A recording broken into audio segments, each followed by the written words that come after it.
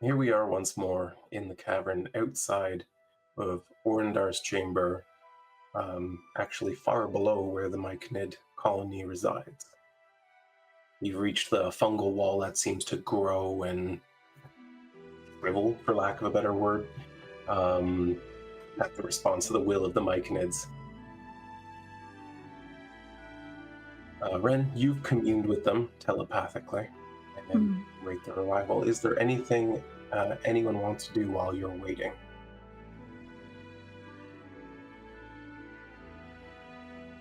Wait. I don't think so. I would.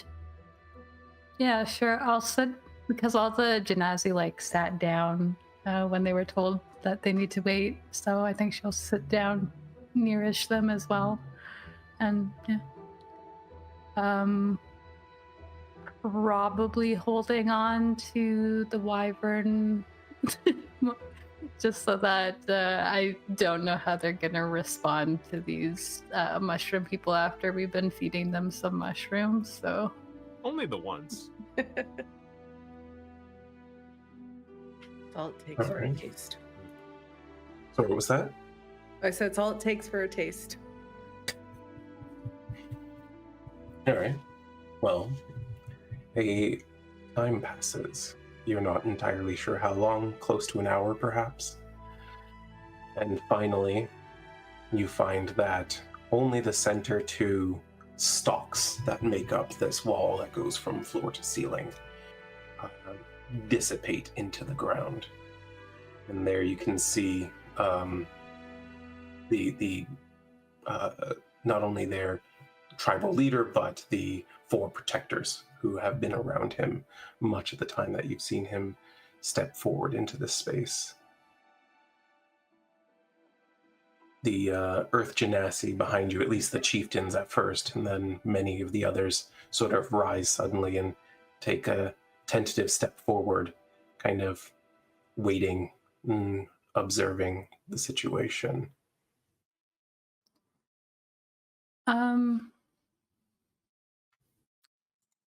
Wren was kind of acting as a delegate before, so she will probably continue to do so and place herself at the front.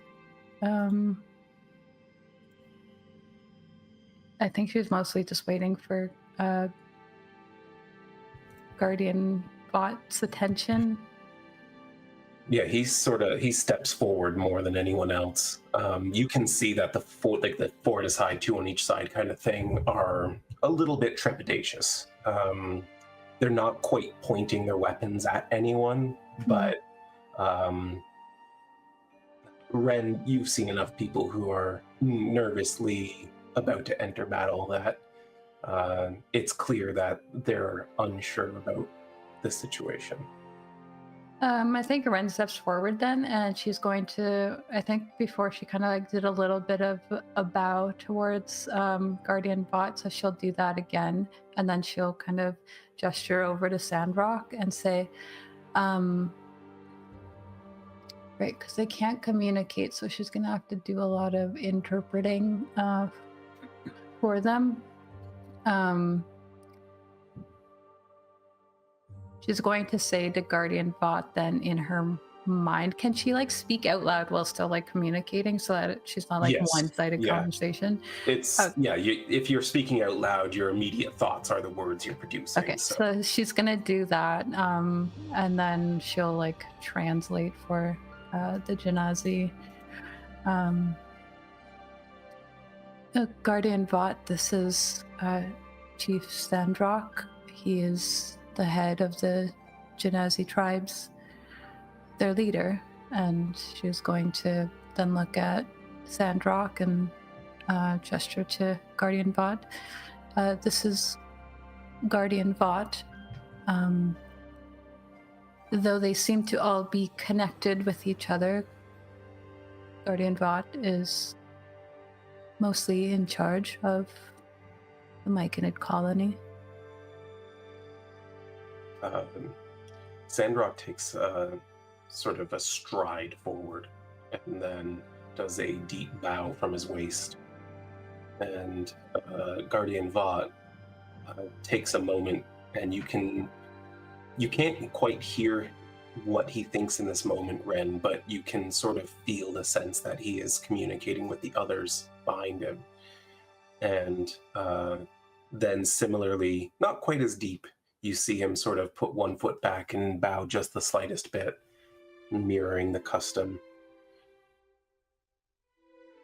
We were expecting you to arrive at our gate. She'll relay that. She'll be like, they were expecting us to arrive somewhere else, so they're a bit put off. And she's then going to turn her attention back to Guardian Bot and say, it seems that the path this way has shifted and we kind of got turned around. You set out on the same path as before. Did Rhowan hear that? Yeah, Or I is think that- Rhowan can, right? Like, we were all connected with them before, weren't we? Rowan's not currently in the spores. So the cutoff is at that wall. And Okay. so, unfortunately, Wren currently is the only one. Wren, did you have the telepathic link up? I do. I don't know if you can hear somebody else's thoughts going into Not my like a thoughts. relay like that. I think we decided. Yeah. No, she would have to set it up with Vought in mind in order for that to work, yeah. She's going to look at Rowan and just be like, we did set out on the same path as before, didn't we, Rowan? Yeah, I was trying to get back to the same gate, but we're here. And we can try and find a way to the other one if that's what they want. We did try, and we are willing to go to the other one if you know the way. There's, again, this sort of like tremor in psychic space where you can feel that there's communication happening between them and other spores. But then Guardian Vought sort of just waves a hand. Perhaps it is his will that you arrived here. Sometimes he works in ways we cannot comprehend.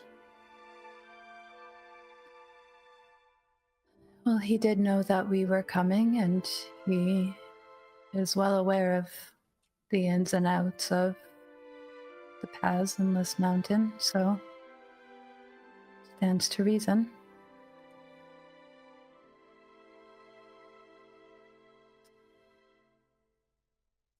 We wish to commune with your comrades. Will they accept the spores? She's gonna turn to Sandrock, and the spores are like visible, like you can see. They aren't here. No, through the narrow opening that's created in the fungal wall, you can see them beyond. They are visibly in the air there, but here they are not. Okay. Just trying to figure out the best way to say this. And I'm just looking at my notes. The correct term for what they called themselves were the Orvos. Is that? Yes, that's correct. Yep. Okay. Then she's gonna turn to Sandrock and be like, Guardian Vought's people, the Orvos, would like to commune with you in your mind in a way that everyone can understand each other. It requires some participation on your part, though, and they seem to transfer this ability through the use of spores, like mushroom spores. They want to know if you will accept that.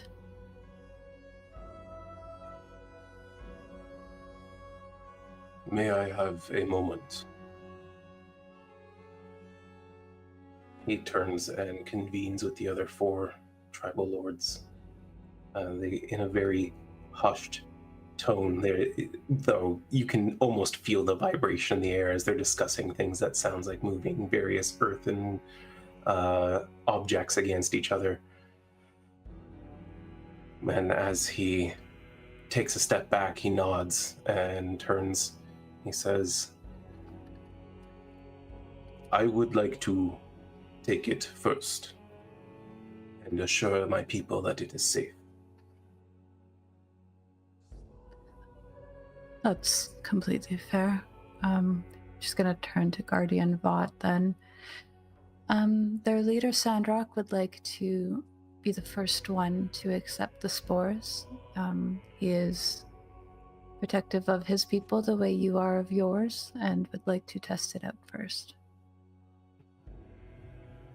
That is acceptable. In fact, it is honorable. Come forth. She'll gesture to Sandrock. Guardian Vought is okay with this. As Sandrock steps forward, you can see he's a little bit more rigid than usual. Saying something? He holds his glaive in hand, sort of pointed downwards, not as though he's wielding it. But you can see he's gripping it pretty tight. As he draws forward, he kind of just nods before Vought. In that moment, with his hand extended, you can see these golden lit spores just puff up harmlessly around his head. And a moment later, you can kind of see him going, like, realizing the voices in his head kind of thing. Should have warned him that might be overwhelming. You can sense all at once there's sort of this very quick back and forth between them mentally. But everyone's kind of like on edge, watching, waiting, trying to see what's going to happen, and there's just this silent conversation happening between the two. And after a couple of minutes of this, finally, you can see Sandrock kind of take a step back, a little bit of a smile on his face.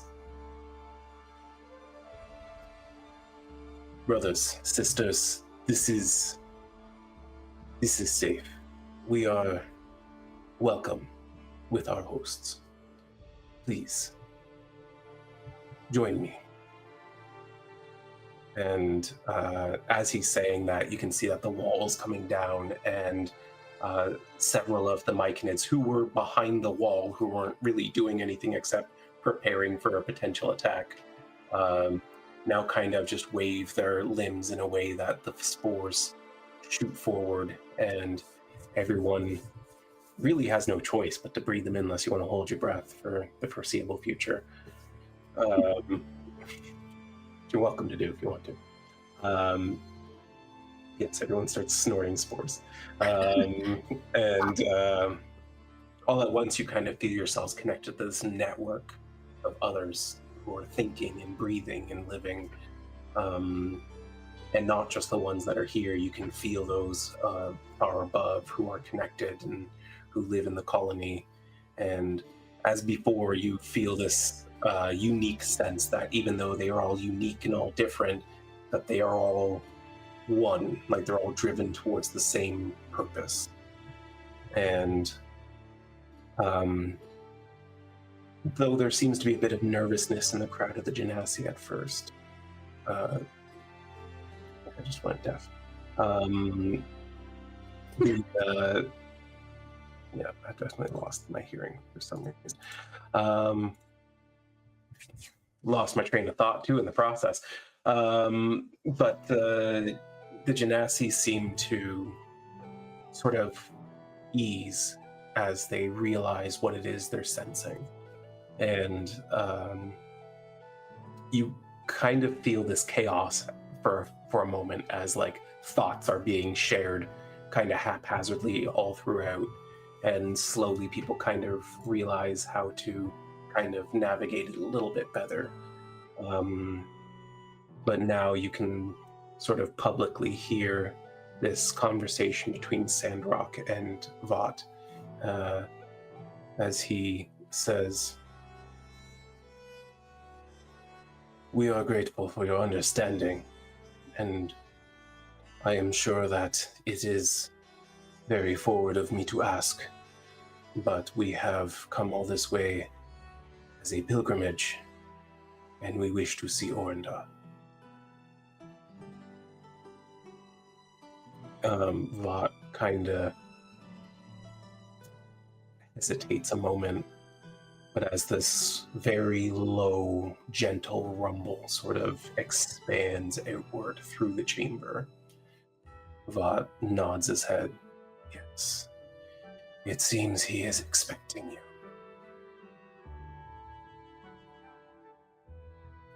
And as he says that, now the Myconids sort of all take up a position along the wall, and the Genasi take a step forward behind Sandrock, who now, seeing the path laid out to him, starts walking forward.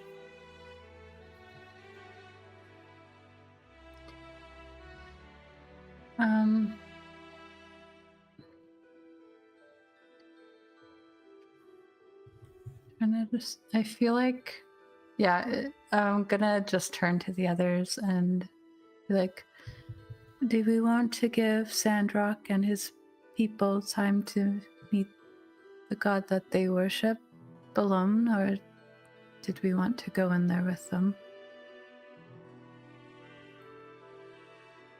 It's not far to where Orindar is, right? It's not far, no. This is the nearest entrance to it, which is why they were a bit, Yeah. Yeah.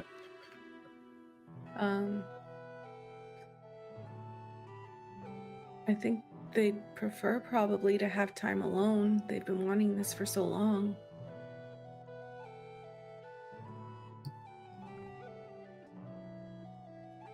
I agree. I'm fine to stay back.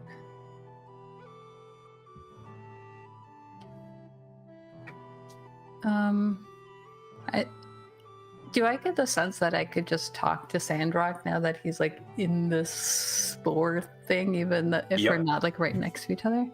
Yep. Okay, then she will just reach out to Sandrock and say, we will give you guys a moment of privacy. We do wish to speak with Orindar again, but you've been waiting for this. I am grateful for your understanding, your guidance, and your friendship. We will speak again momentarily. I think she doesn't really know what else to say, so she just says, enjoy. You see that Orindar and the 4 other tribal lords enter first. And You mean Sandrock? sorry, yes.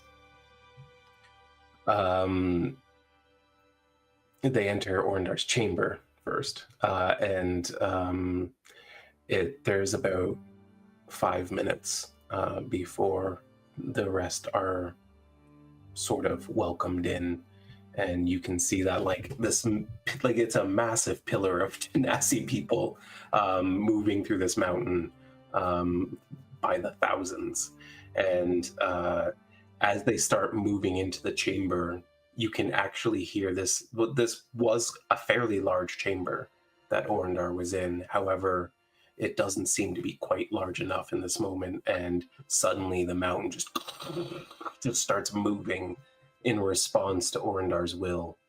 The movement here being so much more like instantaneous in response to his will than further out in the mountain. And once everyone has found a place in this now unimaginably massive chamber, you can see that the opening closes for a time.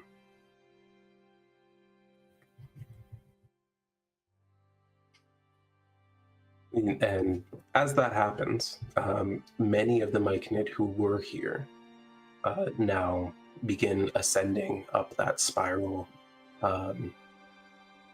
What's the word I'm looking for? It's not exactly a staircase, but the ramp, I guess, spiral ramp sort of up back towards their colony, where Vought, his 4 guardians, and about half a dozen others remain here. The fungal wall is raised back to be completely blocking out the outside caverns. And here in the mostly darkness, the odd glowing spores here and there kind of thing, you're just kind of left in this silent moment with Vought and his entourage.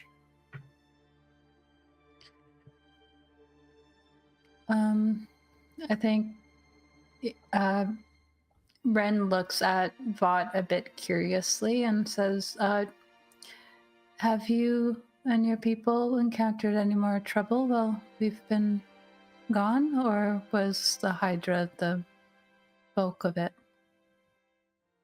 There have been minor troubles, but we are equipped to deal with many.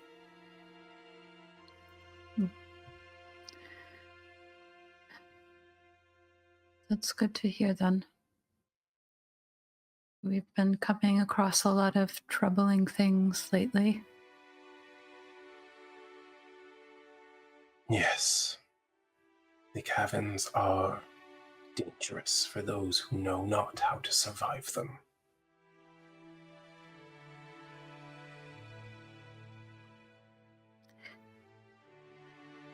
Well, be sure to tell us if things change. I'm not sure if we will be back here after we next depart, at least not for a while. Long-term communication is not a specialty I have.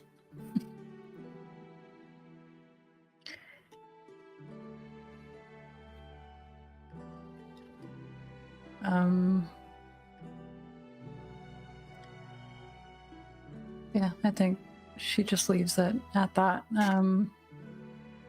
She's just kind of scanning around to see what's going on around them, and to see if she spots any of those little like myconid kids that were peering at them before. And she how are their wyverns reacting right now to everything? Are they being well behaved, or does it seem like they want to do things? They're mostly being rather tame. This isn't really their environment, and you can tell that has them sort of retreating into comfortable things, and staying a little bit closer to those that care for them. However, anytime that there is sort of undirected conversation happening through the spores, you can see them kind of looking around wildly.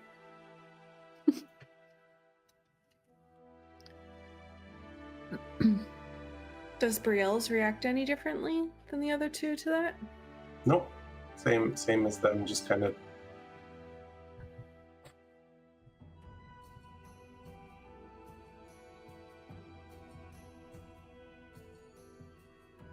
I guess we can't hear anything going on in the actual, once the door's shut, right?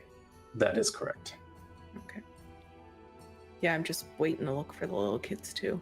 I want to light up a little pebble for them. Yeah, well, the kids would be up in like the actual village where they actually live, which is a ways up, separated from here.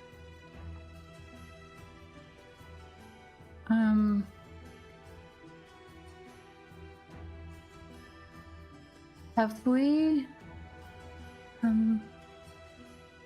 what will be our next steps after this? She looks to the party. We have several places that we could go. Is there anything time sensitive? I guess. I think Drindle's probably waiting on us, Mhm. assuming my bird made it there.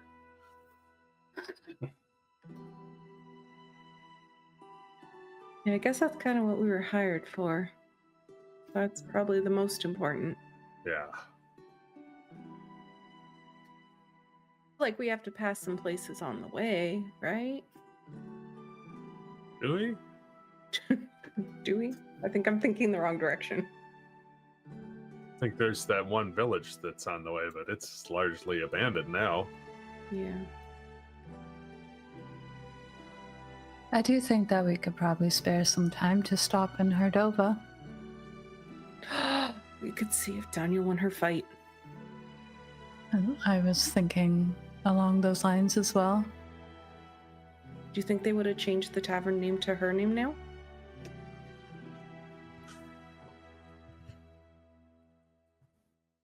I have no idea how that works. Maybe it was something different before. Maybe. And of course, Sylra can see her friend. Do you think he can get us another cheese board? That was really good. Priorities. I'm sure he could. If he's around. He doesn't seem like the type to get out much. This is true. In fact, aside from meeting you, I haven't really seen a whole lot of others. And then suddenly I knew several, and then fought a few of them. Yeah, we sort of keep to ourselves most times. We don't like sunlight. You can't tell.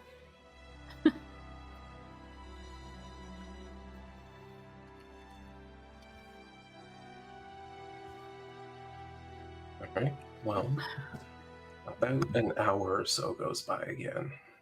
And finally, these massive stone doors sort of reassimilate into the mountainside. And you can see that the Genasi are now led out of the chamber by Sandrock, who now is wearing this sort of earthenware, crystal verglass crown-like head ornament as he walks out.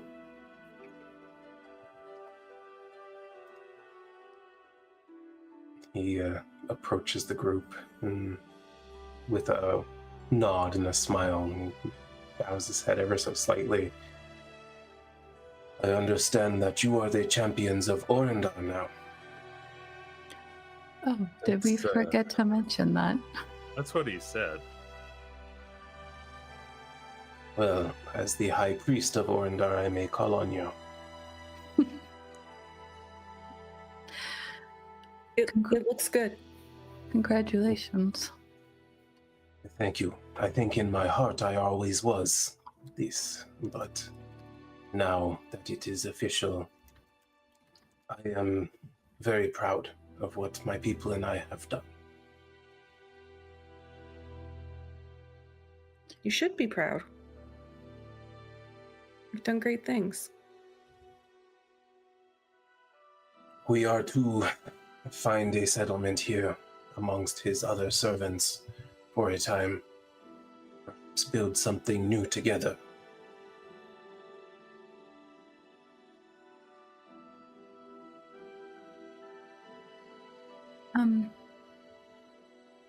If you don't mind my asking, I know we've already spoken of this before, but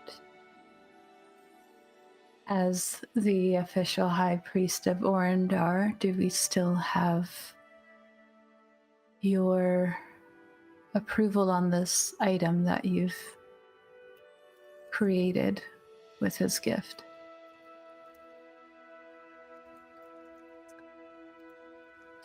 I believe that it is Orindar's will that you have this, even though it is very dangerous. The outcome may well destroy many, but it may well save all of us.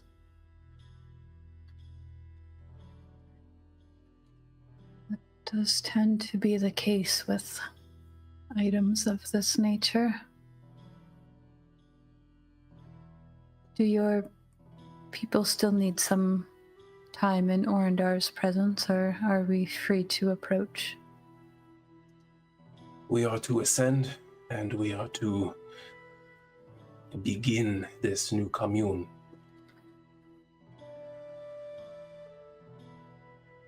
I believe he is waiting for you.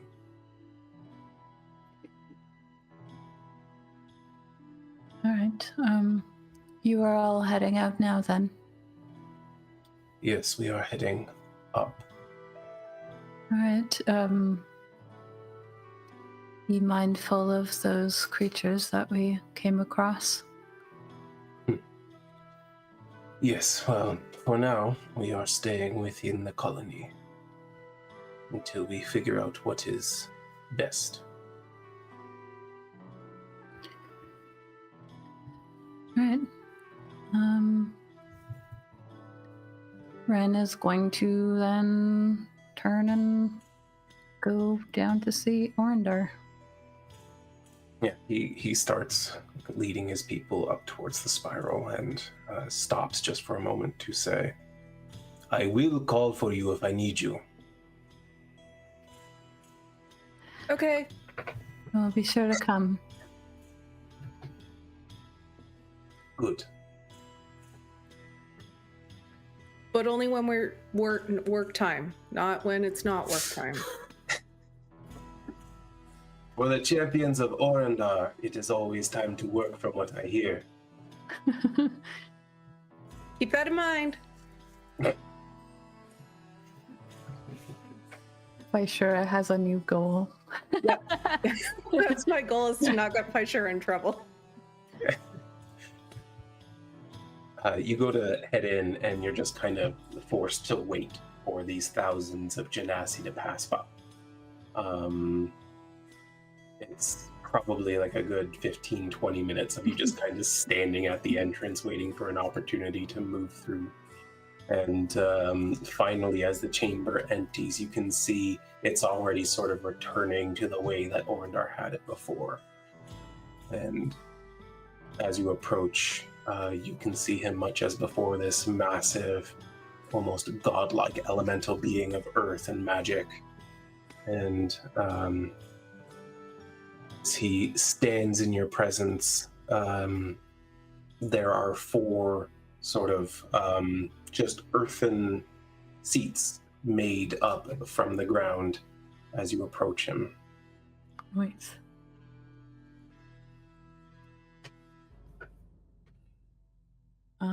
Yeah. Take a seat. Yeah. Feel honored.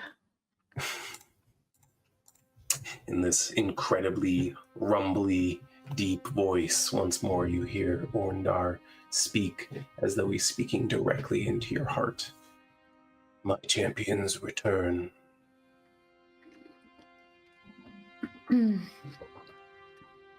Yes, she does the like half bow, like she's not really certain what his champion should be doing in his presence. And we've found out a lot since we've last seen you as well. And I wanted to see if you had any clarity on any of it. I will offer you what wisdom I can.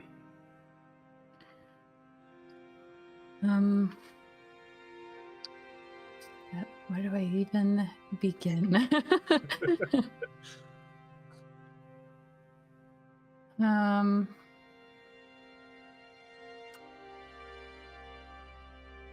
We found a note that, Sylra had a translated copy of this first note that we found in the cave, and so she's going to ask him about... So we found out about Zalsithur, Orobros,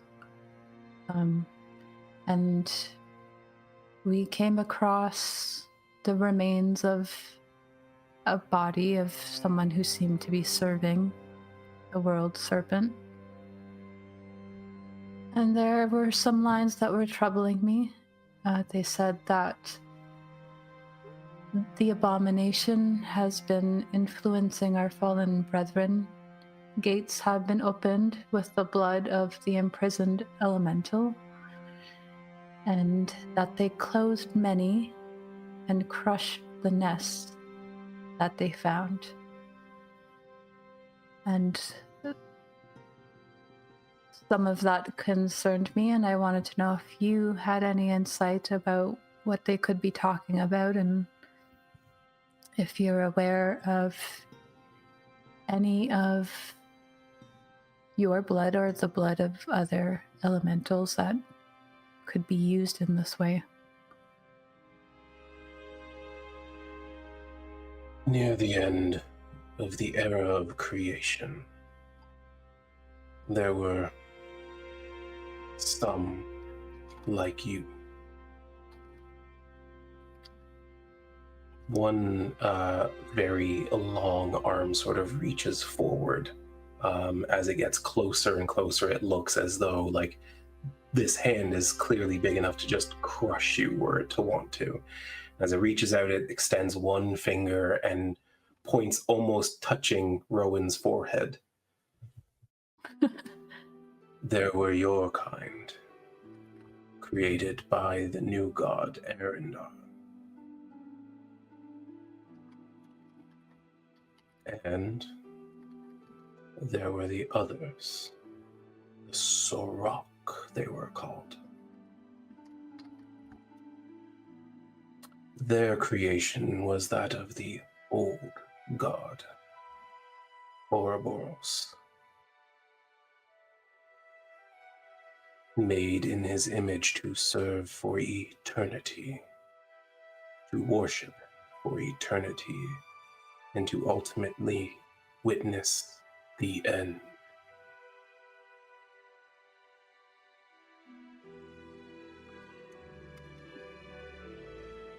But the war changed things. Ouroboros cast out by the new gods. Me and my brethren imprisoned, betrayed.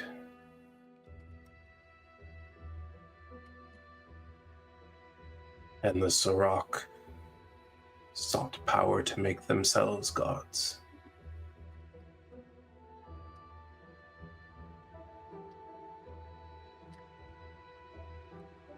I do recall a time, long ago, when they misused my gift, my power.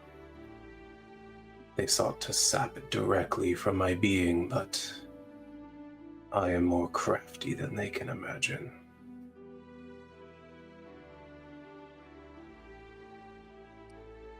And so I gave the gift to all. I would not be made a slave to mortals.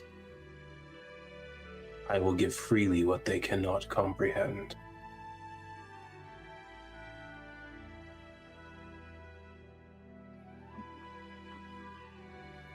I do recall they acted in ways I would not condone in my mountain. But there was another threat. Another old god.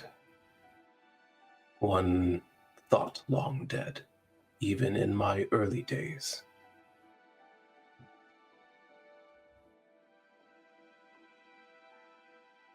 He saw the potential in the Sandrock, and he felt the power of the first convergence.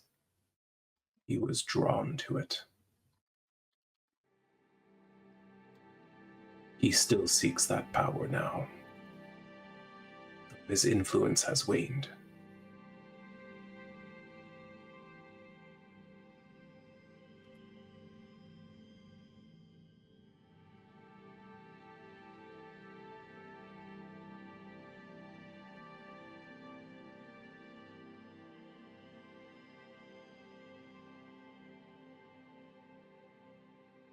What should we be doing with all of this? It seems that there's a lot of activity currently happening and that they are on the verge of something. Yes. I sense that as well. A time of change is upon us. A new era dawning.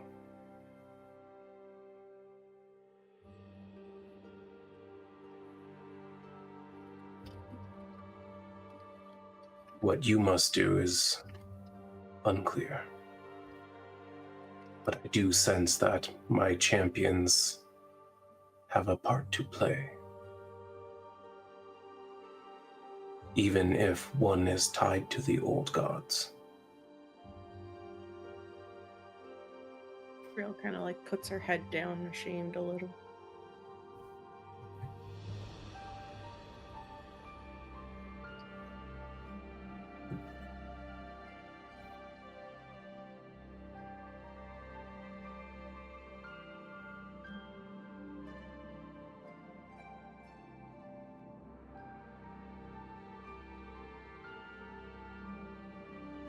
You any further questions for me?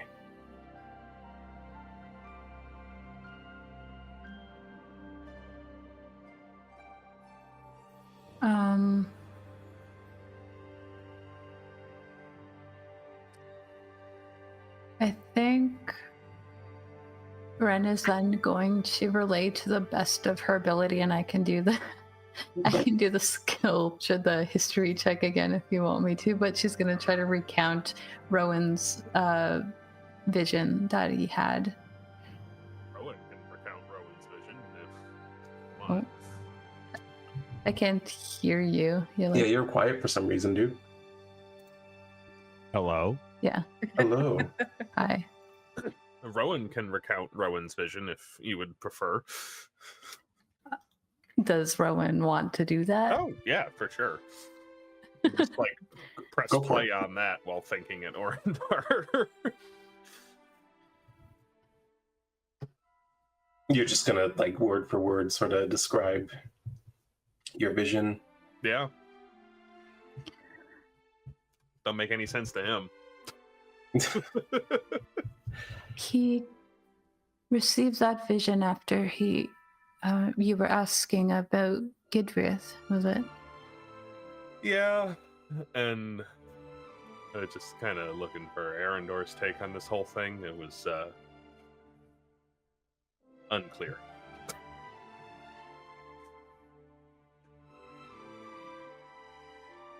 It does seem that Arendor has grown over the millennia.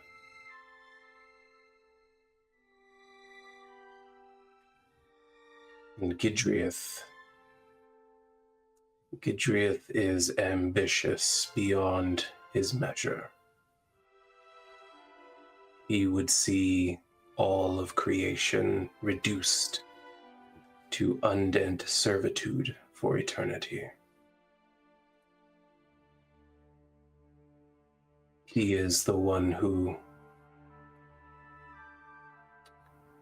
well, he was instrumental in our betrayal, inciting the war between us and the gods. Though I suspect there was another who did not show his hand as readily.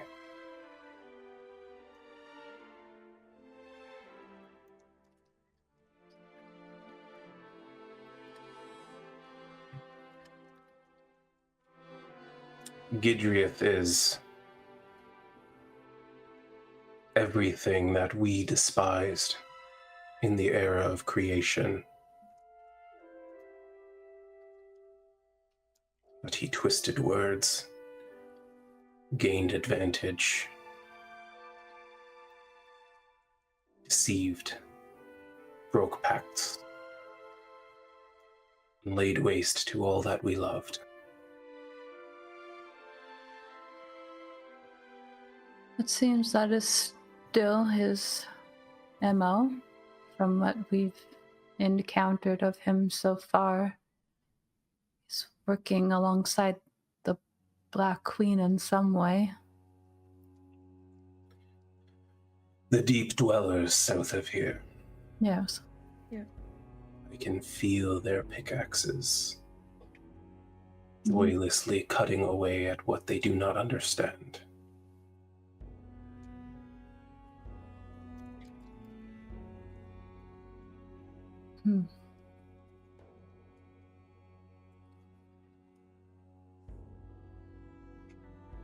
It seems at least little by little we will be dealing with them in repeated fashion.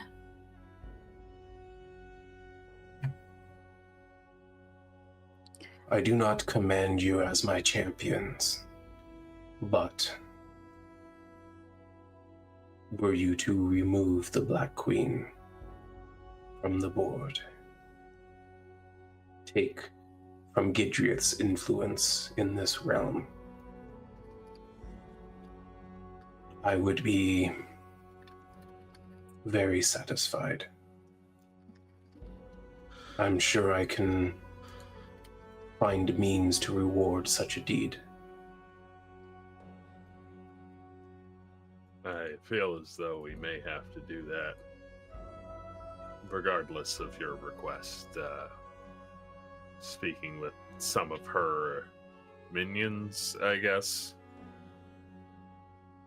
told us that she declared war. I'm not clear if that's on the four of us specifically or if it's on like the surface as a whole, but there's going to be some conflict here. Yes, this does not surprise me. And with Gidriath backing her, not only will she slay your mortal coil, but she would raise you again to add to his army. New fear unlocked for Wren. Not Yeah, just mind same. controlled, but mindless. Yeah. I know. Look at Brielle. There's a spell I know that makes that hard to do. I should teach you that. Okay. I'm so nervous hearing that. It's one of the easy ones. You got this. Yeah. Okay.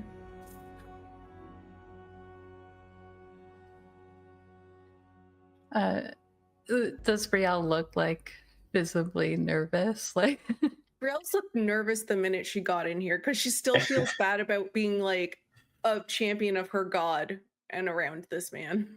Like, feel she like just guilt. eternally Hello. has like generational guilt.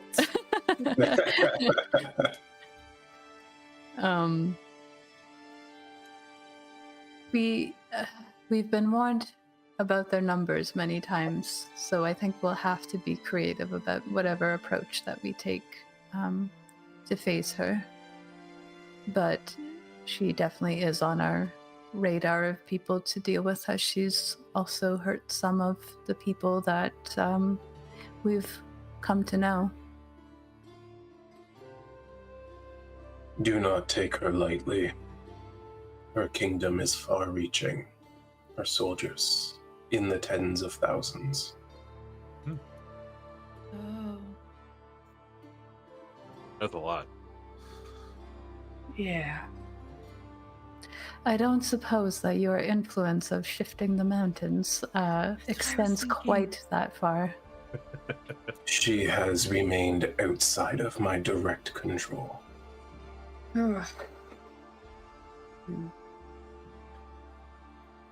Though, should my champions find a way to free me of this prison, my influence would be boundless once more. Noted. I do like options. Mm-hmm. I don't know. That sounds easier than fighting like 10,000 guys. Yeah. I I can prefer only that take hits option. from so many. I don't really even have a concept of how many guys that is. That's a lot of people.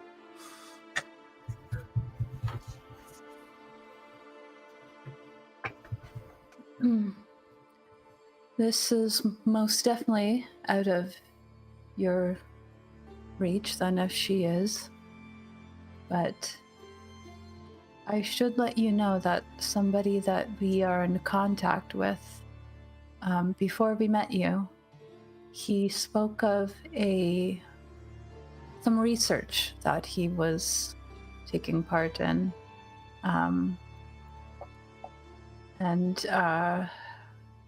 I think it was Sylra that got the spell scroll. It gave the spell scroll to Trevor, and then he was like, "This is the prison of the gods thing, right?" Mm-hmm. And he was able to piece together a bit of magic that one of your champions, she points to Sylra, seems to have come across. And some of the words, prison of the gods, and a spell that seems to target all of Aetherum, is that something that would aid us, or is that something that is working against you? Do you have any idea on that? Should we be protecting it, or should we be trying to figure out how to use it? May I see this scroll? She'll like grab it out, sort of hand it over. You can see that as Orindar leans forward to look at it, the magic runes carved into it sort of begin to glow, and then they just suddenly take flight into the room around him, expanding. And Projector. it almost like it's like almost like a holographic like star chart from Star Wars. They just kind of like flow around him, and you can see that Orindar sort of makes this line of reason between the different symbols and splays them out in their correct order. And as that happens, there is this low rumble, this anger that like shakes the core of the mountain. This is a written record of that which imprisons me. Oh. That makes sense. Hey, so maybe if we have the recipe, we can figure out how to unbake it. Mm-hmm. Have you ever tried unbaking bread? No. If you think we can do it. I do believe that my champions will find a way. You will need much of my gift to fuel such magic.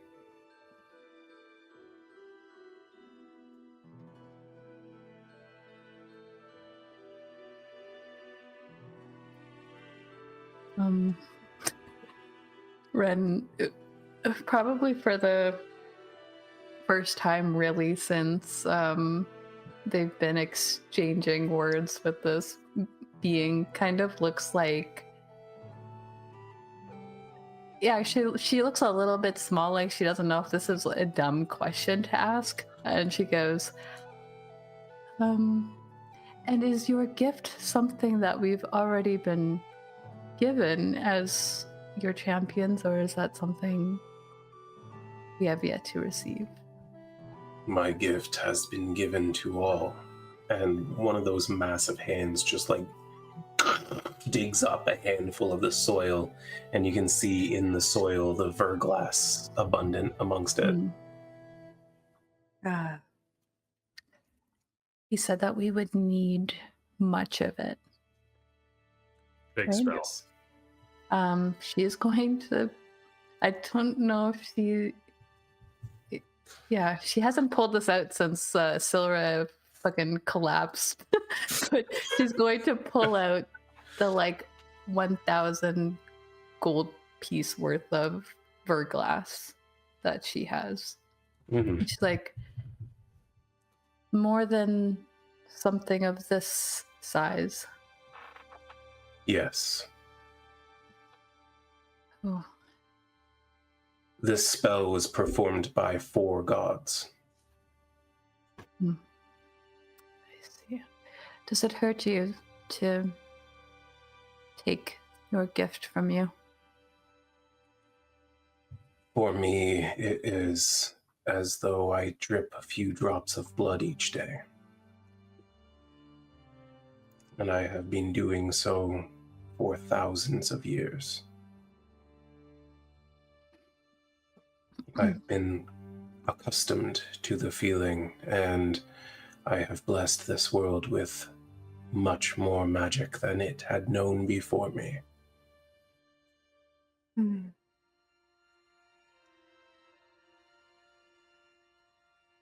And that object I once would have called profane that you carry on you, to harness my gift, refine it into something more dangerous, will be necessary. Mm. Okay, that makes me feel a lot more better about some of the things that we Taking had it. Yeah. ahead of us. Yeah. Yeah. I would rather it in your hands than that kingdom of gold to the west. That's fair, I suppose. And we will do our best not to taint your gift any further. That clears up a lot of things for me. Thank you for the answers. I'm just going to look at the others. Did any of you have anything you wanted to know?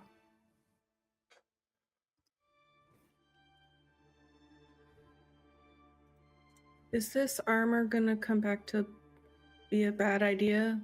Because we found it on the Saroks, I think you called them. And she'll point to her armor that she's learning that is like not of this world and like ancient and stuff like that. And she's like, is this gonna backfire on me? The Soroks had many talents. They were magically gifted and incredible craftspeople. I'm sure it will serve you well for a time. Okay. Thanks. You are welcome, tiny giant.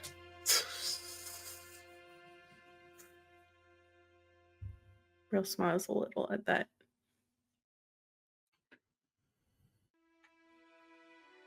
My options are limited currently, but I wanted to offer you a small token of my appreciation.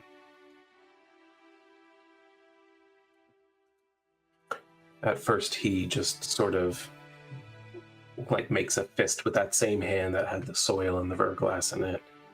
And as he reaches out, he drops now 3 very compacted pieces of pure verglass, the soil itself having been transmuted in his palm into it. You can tell that this isn't like the refined state per se, but like a super compressed fist-sized gem of verglass. And as it falls at your feet, you can just feel the arcane, at least the spellcasters can feel the arcane energy just kind of radiating off of it. Sylra's like salivating. This is pretty intense. Keep them safe and use them in the hour of your greatest need. They will fill the components for any spell you must cast, up to the normal restraints for a person of your longevity.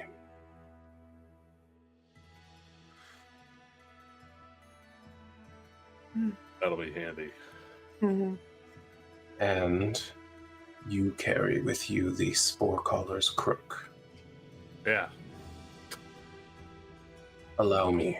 And that finger reaches sure. out to you once more, and as soon as he touches it, you can feel this sort of bloom happen with some of the spores that were not quite fully erupted from the staff's head yet. And immediately following that, you see like all the like environmental, like stone, dust, dirt, whatever around you just sort of starts to make a ring around the head of the staff. Whoa, that. This should give you more options for working with my Earth.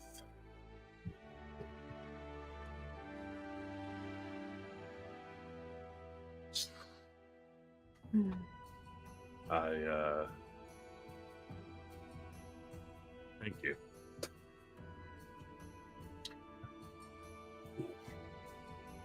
You do not need to give me your thanks. You have done well here. You have served me and my many peoples. I am grateful to have met such capable mortals.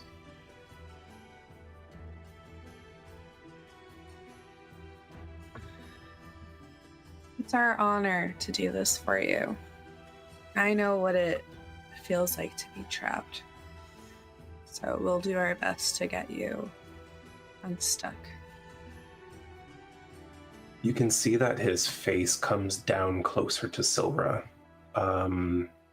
It almost looks as though he takes a knee in approaching her. And in that low rumble, he says, I know you understand, Child of the Dark. And when the time comes for you to be freed, you may ask me to help.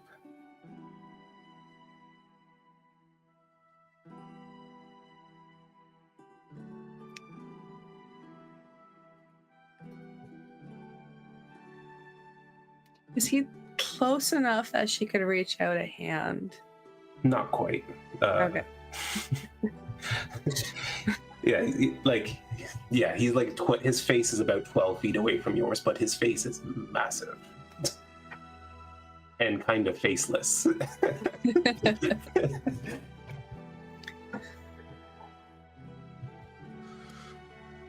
Thank you.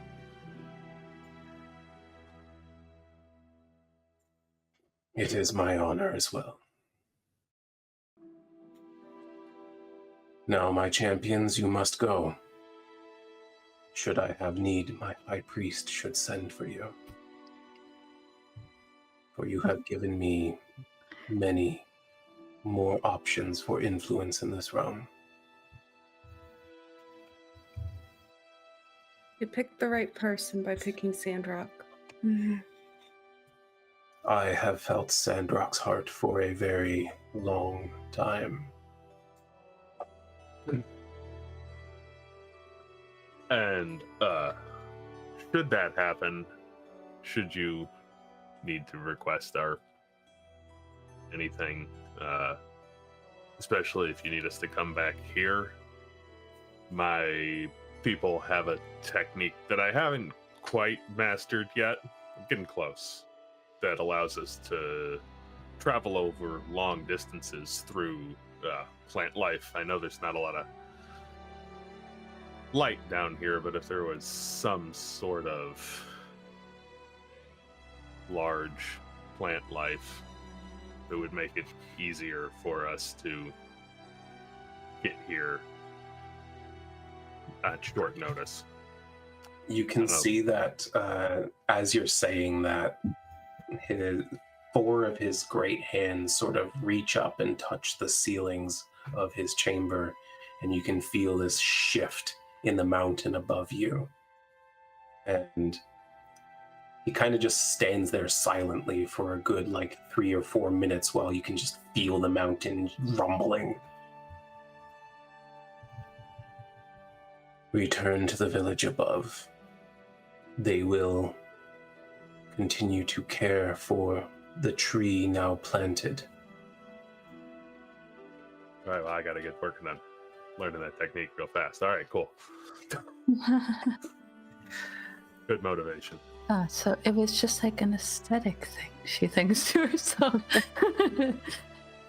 Oh. What was an aesthetic thing? Like, just only being surrounded by stones and mushrooms. It was like a choice of decor. Sylra is going to turn to the three and just be like, should I put Sandrock down on my Book of Shadows so I could contact him? So then I could check in more often. I don't think that's a terrible idea. Not at all. Yeah, go for it. Okay, I will. I'll get him to write his name.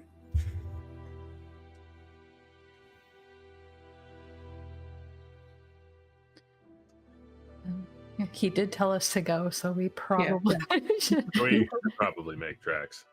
As you're saying that, your seats are like lowering into the ground again. Like, get out. Oh, yeah, good take the hint. Being forced to stand up. Yeah. Yeah, they just like straighten out first. Yeah. Before onto your feet. Yeah.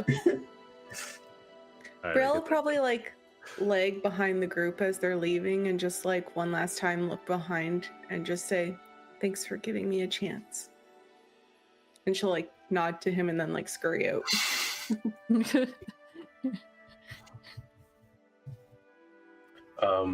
Yeah, you guys head out, and there is one myconid remaining at the bottom of that spiral ramp waiting to take you back up to see the others. Let's go. Yeah, you head up, and it's, if you don't recall, a bit of a journey. It's a long way up. Even just walking the spiral all the way back up to where they reside, it takes about 25 minutes. And when you finally get up to the top once more, you can see that this wide open sort of peaceful village is pretty crowded and filled with people interacting with one another. You see lots of groups of Genasi who haven't quite stretched their legs out yet and gotten out there, but you see many singles and pairs and things of that nature of like myconids and Genasi and small groups forming and a lot of conversation happening. What's you can Sythralix see doing? What's that? What's Sythralix doing? You don't immediately notice her.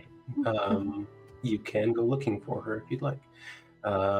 You do see several Genasi children running with the small myconids, who are absolutely doing their little bouncy gesture as they run. And you see, not far from where you've come out of this space, the Guardian Vought speaking with Sandrock and the other tribal lords.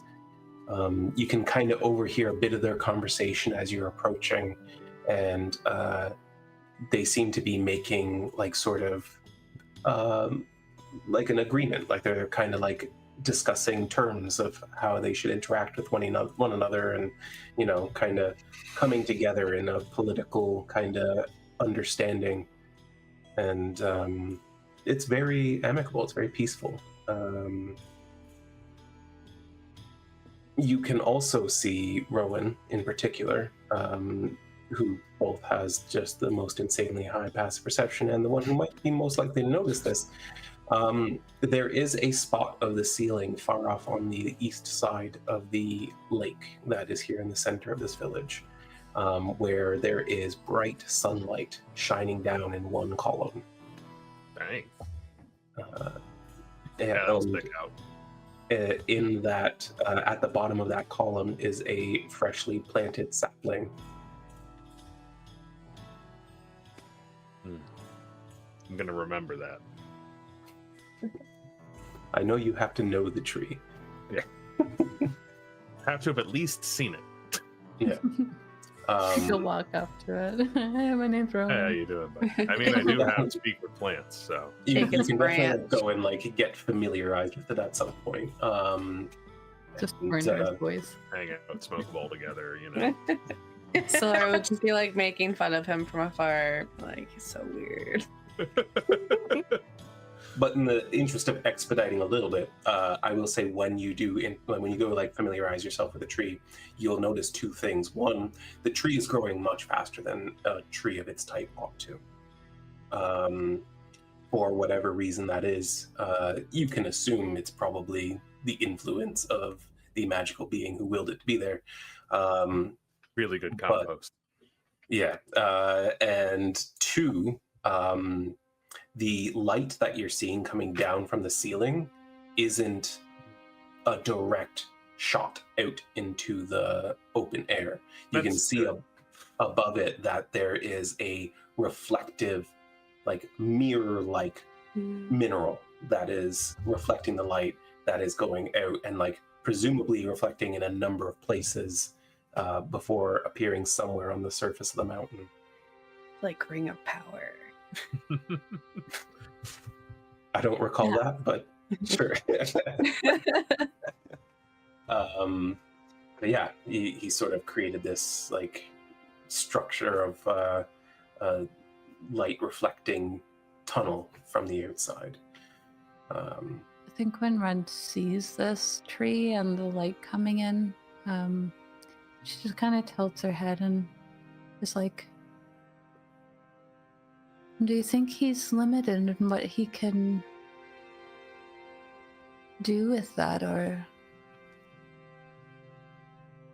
I was just wondering, because he said when we met him that he missed the stars, and so I wonder if his cavern doesn't allow for such a thing to happen there. Could be. Also be a really deep hole suddenly opening up in the ground might get some attention. And an easy way down, which you probably don't want. Especially with him being trapped. Yeah. And his influence not as strong as it would be. Especially if he's been, quote unquote, bleeding a little bit every day. That makes someone really weak. Oh, he did say it was only like 1 or 2 drops. I think most creatures make blood faster than that. He's magical, though. We don't know. Yeah, I wouldn't even know how to guess. I feel like we lose a lot of blood almost every day. You do. It's true. Some of us today. I'm getting real good at putting it back in. I'm learning too. You are. You're a natural. I had a good teacher. Yeah, and here I can only do if I steal it from other people. Hey, it works. Sylra's going to keep an eye on Sandrock to see when she can go and talk to him to get him to write his name in her book. Yeah. Okay, so that's something you want to do. You wanted to look for Pyshura as a group as well. Is there anything else you kind of want to do as I sort of summarize the next little bit? Search for 10 gold weight of Verdlass.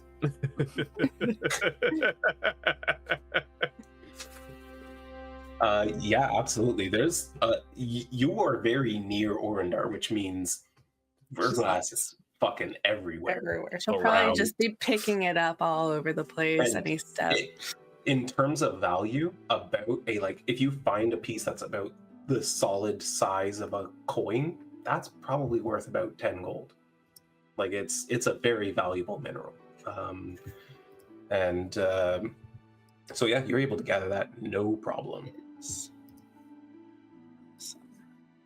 I'm just imagining if Wren saw this, she's just like you're not supposed to take from the water fountain.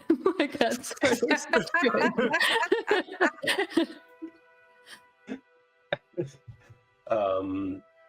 but Sandrock and the others sort of reach a point in their conversation where they understand what the next steps are, and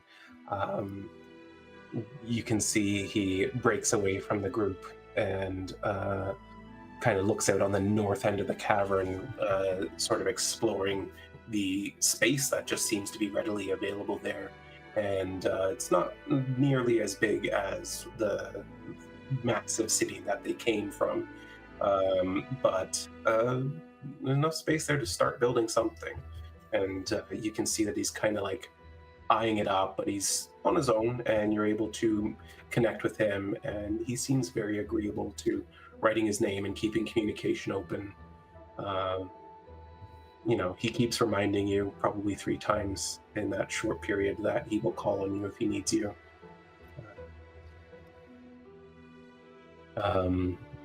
You don't know really why he's suddenly so adamant about having to do that.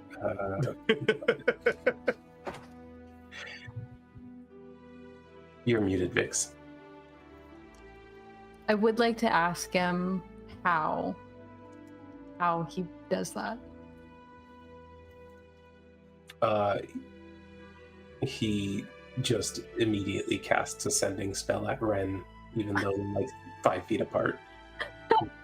I will reach out to you like this through my magic that is blessed on me by the god Orindar. Perfect. I'm very familiar with that type of magic. Good. Then we have an understanding. I love that for him. So proud of my boy. I'm so happy for him. The thing is, he already had that power. He just wasn't officially the high priest. His faith in Orindar already gave him that power. But now he has a license. And a fancy hat. Well, yeah, now he was made like the king of Orindar's clerics, and Yeah. Big possibly week given for some him. other things that he's not talking about yet. Ooh. Protect us. Do you even have that spell? No.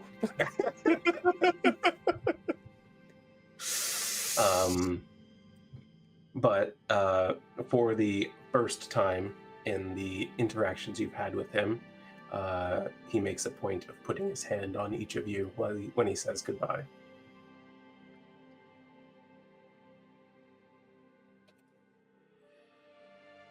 He puts his hand on each of us as Yeah. he says goodbye.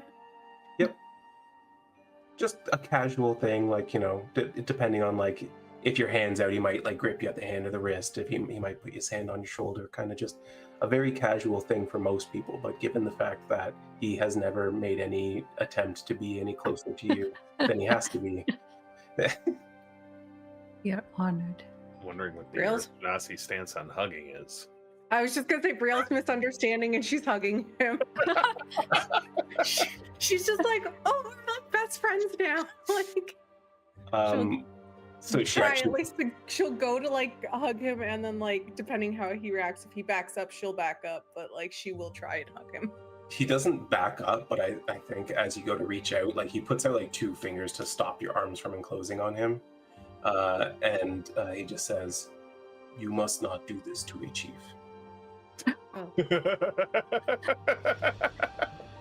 Sorry.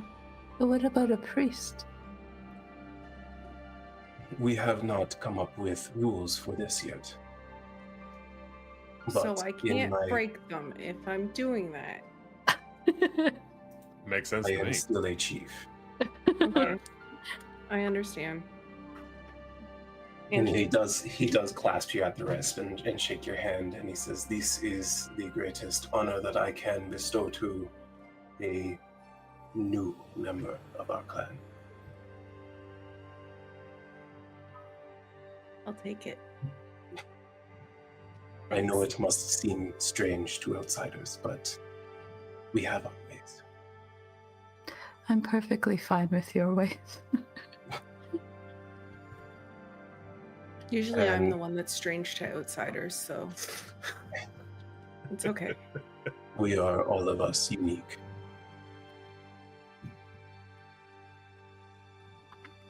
May Orindar bless you. And he returns to figuring out where he's going to start placing buildings. You sound so professional saying that now. As they're like walking away, Ron's like, I do wonder though, what would happen if there were two rules that were opposing each other? The hierarchy, does the priest outrank the chief rule? Well, we're already potentially breaking the working hours rule, so I don't want to push it.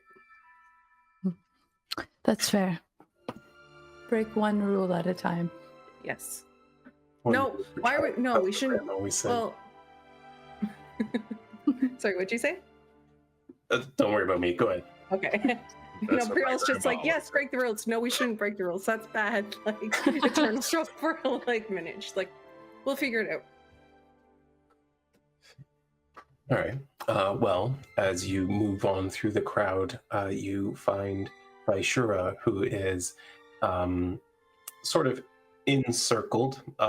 She has one particularly tall and strong-looking, supposedly bodyguard of Sandrock, standing behind her, and three Myconid who look to be. I mean, you're not exactly versed in Myconid physiology, but you think these may well be some of the protectors of Guardian Va. They look very similar, but it's hard to tell.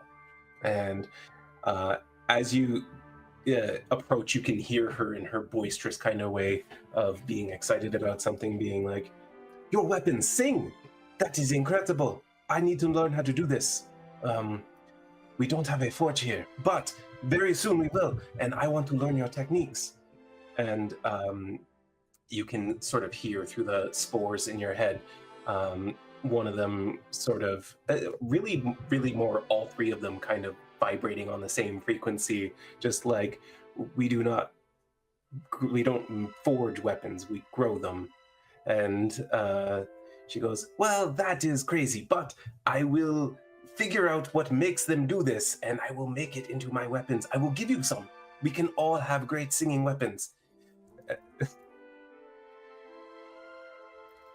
I love her.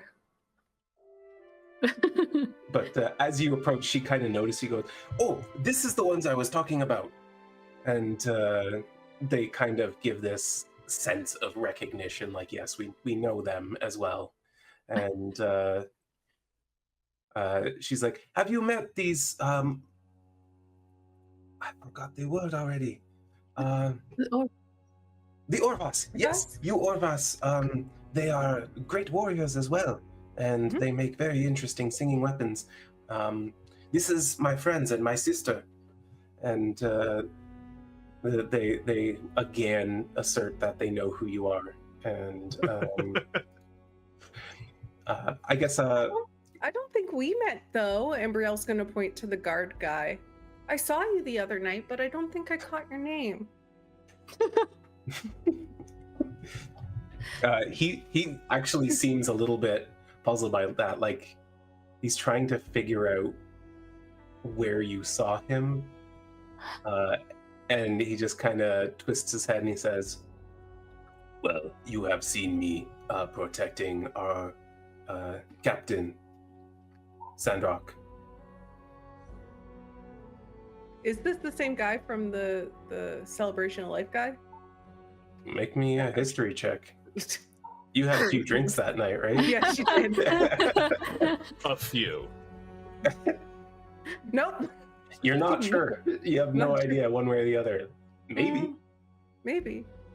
Oh, maybe you're not who I thought you were. And she'll look at Sylra like, "Is this the guy? Am I crazy?" You're blowing your cover. She has two guys. Did you specify at the Celebration of Life? Yes. Oh, you did? Okay. Yeah. Like the one that Brielle gave the thumbs up when she was going off with the guy.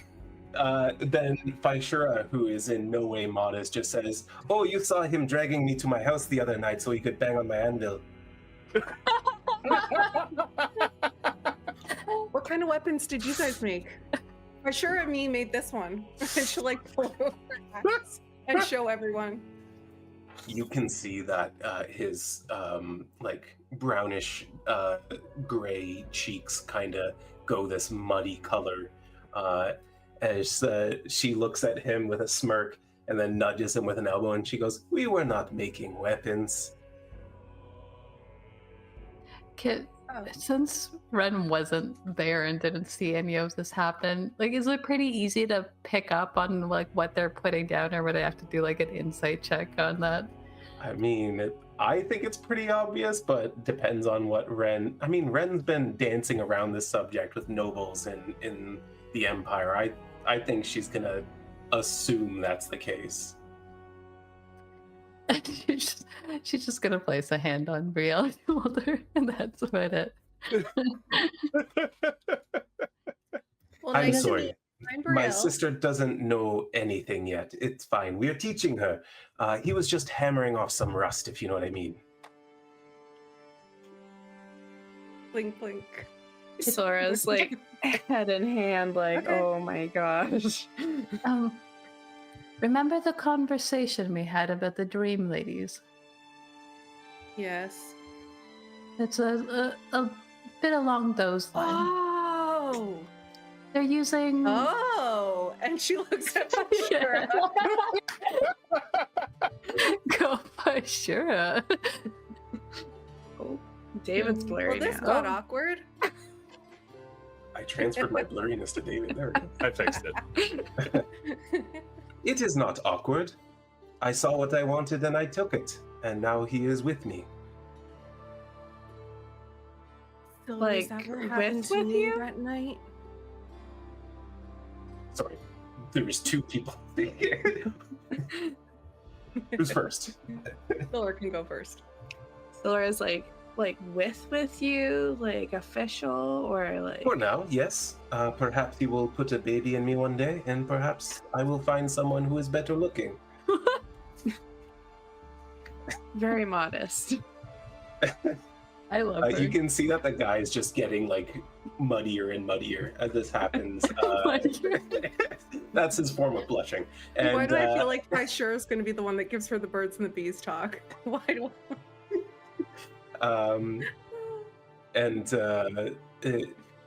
but she's just like owning it. But Brielle had a comment as well. Oh, she just said to Sylra, "Oh, is that what you told me to do with the lady? Is that what that meant?" Oh no, it is you she was talking about. Wait, what? What did I she thought say she was about telling me? a story of years past, but that was the other night. Well, she's very upset that you did not join her in her bed. Okay, in my defense, she said she was cold and needed someone in her bed, but then she took her clothes off, which meant she wasn't cold. So I don't know what you want from me. Which meant that she wanted your body to warm her. I'm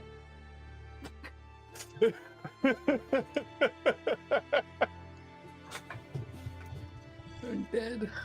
But there's a boy I like. Why would I do that? Well, she does not know this, and she was under the impression that you were interested after dancing with her so freely. And Maybe I should sometimes apologize. I think Wren looks at Sylra, like glances at her for a moment, and it's like, and for some people, liking someone else doesn't stop them from doing that sort of thing with another. Rowan's nodding while it's true. Oh. Okay. Brielle just like shuts down because she's like, I have a lot to process of like, I don't want to upset this lady. I'm gonna have to go apologize to this lady. Like that's her. I would not worry about it too much. She likes to play the field a little too much, and I think that this was a necessary humbling for her. So I did good. I thought it was hilarious.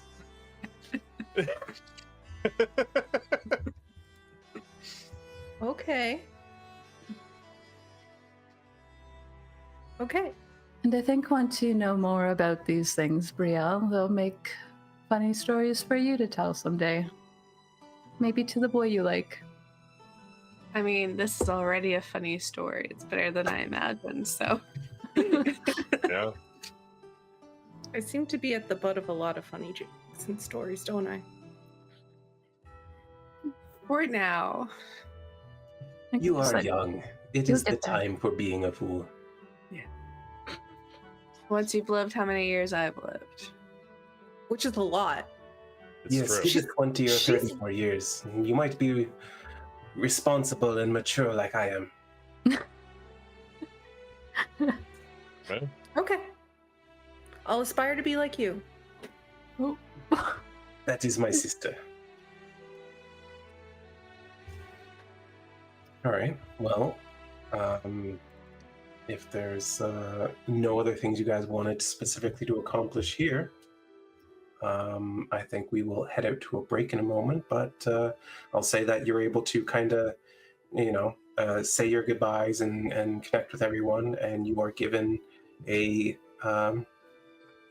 you're given your farewells to head back out and return to the city or wherever else you may wish to head once you exit the mountain. But we will take a little break and we'll be back in a few minutes, so join us then. Mm, Welcome back, everyone. So our champions have garnered a agreement between the Earth Genasi and the Myconids who serve Orindar, and have headed back out of the mountain to return to civilization, I suppose. You find yourselves, you travel the same caverns you're familiar with, and find yourselves coming out through the now eerily abandoned Genasi city that you have spent the last week or so in. Though with the big opening on the outside of it and daylight pouring in, your wyverns let out a little rah at the excitement of being able to stretch their wings once more. You head out, and it is now about 2 p.m, give or take. So you don't have a full day of travel ahead of you, but how would you like to proceed? Well, that's a good question. Should we wait and head out in the morning, since Sandrock seemed really alarmed that there were undead that got through their barriers or whatever, and all sorts of weird things going on? sorry, how late was it? About About 2 2. p.m. We could probably at least make it to one of the monuments for the night. Probably. I am a little bit worried if they're maybe not working like they should anymore, but I guess we can find out. Well, I thought we had kind of figured they were coming from within the barriers, and that was the problem. I don't know. Yeah. Yeah, let's go.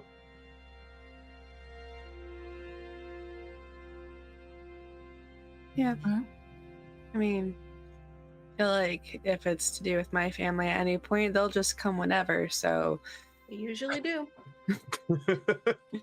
Either, maybe I misunderstood, but either way, we would have to spend at least one night outside, right? Yeah, 2, I think. Unless you're like, Hustle. Right, we you skipped. really have to hustle. Yeah. I don't think you can do it without 2 nights of rest. 2 nights of rest is the hustle. Yeah, Yeah. I think I was just remembering our travel by rest point, and we had skipped resting when we came up this way, so that makes sense. And I mean, some of Sure. us are still damaged from that battle that we Yeah. had. Would we have had a time for a short rest during that, hour while we were waiting for them? Yeah, you can absolutely take a short rest. That's fine. You had literally hours of sitting around. Also, David, Yes. your Spore Caller's Crook now has 2 charges. Oh, You crap. can use one charge to cast either Stone Shape or Transmute Rock, and the charges return at dawn. That's cool. Yeah. Just gonna do a little. Is that changed in the description of the item, or do I need to write that down somewhere? I'll put it in at some point. I haven't put it in yet. No worries. It didn't dawn on me until we were starting. Oh, fuck, I gotta add that to the item.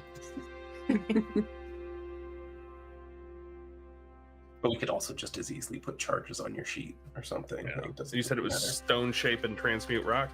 Yes. Yeah, it's just basically infused with the will of Orindar now. Awesome. Incredible.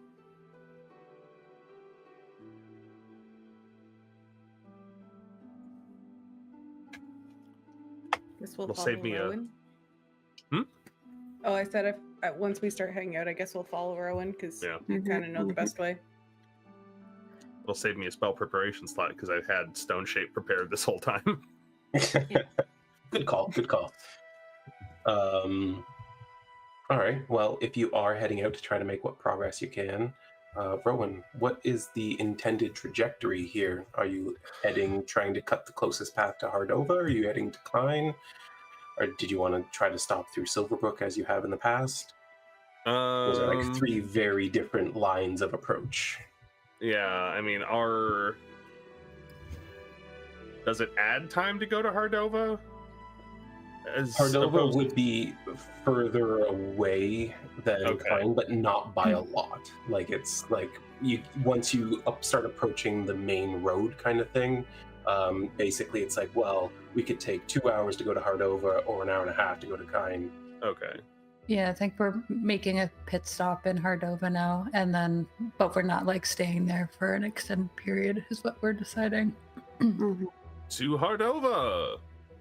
All right, and so I take it you're trying to cut the shortest path, Yeah. Without, I don't know. like if within there's- reason. Yeah. Yeah. All right, who wants to jump over this chasm? Yeah, like there's 3 significant rivers between where you are and it at the moment. So you basically have to go southwards towards the bridge unless you really want to risk your lives. Yeah, Um, I'm good. We do that enough anyway. yeah, and Wren's already fallen in a river once, so Never gonna live that down. well, give me a survival check since you're now navigating a new trail for yourself. Boop. Not as good as I was expecting from you. It's pretty good for rolling a 3. I'm gonna be real. It's good for rolling a 3, no argument here, but only slightly above the average person's capability. Rhowan wants to go to Kine and has to keep reminding himself that we're going to Hardova. Yeah, you add like 2 hours to the journey just because you Oh, keep right. going south. It's like a homing This pigeon. way. Yeah, you're like Treebeard. You're like, I like walking south. We're supposed to be going east.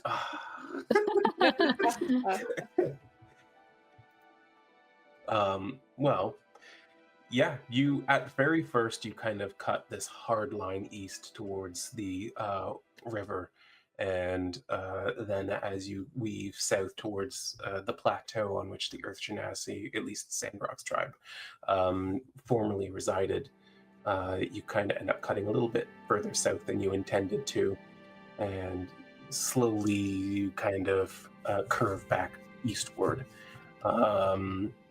But by the time it gets dark, you are still on that plateau.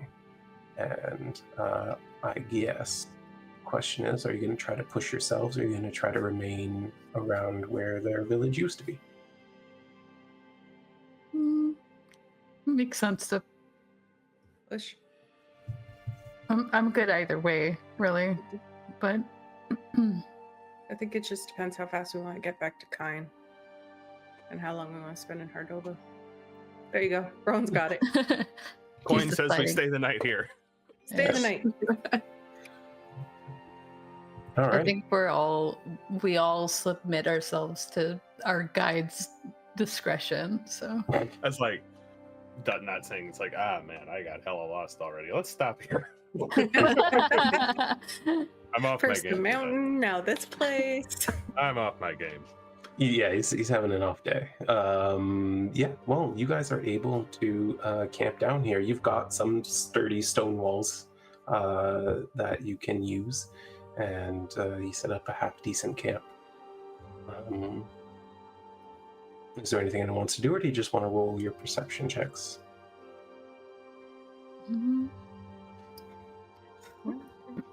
Roll perception and make sure that we have, especially when Sylra is left on a watch. If she gets left on a watch on her own, I feel like we want to make sure that the wyvern aren't just gonna be up and running off and stuff. So maybe We'll feed them well before we sleep. yeah, ensure that they are at their sleepy time. Yeah. Okay. Yeah. You give me an animal handling check. All right. Do I get advantage because of the meat? You're feeding them to try to make them sleepy, so I feel like the Okay. meat is like a necessary component here. And do you want me to try and do that? I mean, he asked, "Does anybody want to do something?" fair. So you can say that you want to do it. I didn't have that thought, but if Wren asked Rhowan to do it, he would.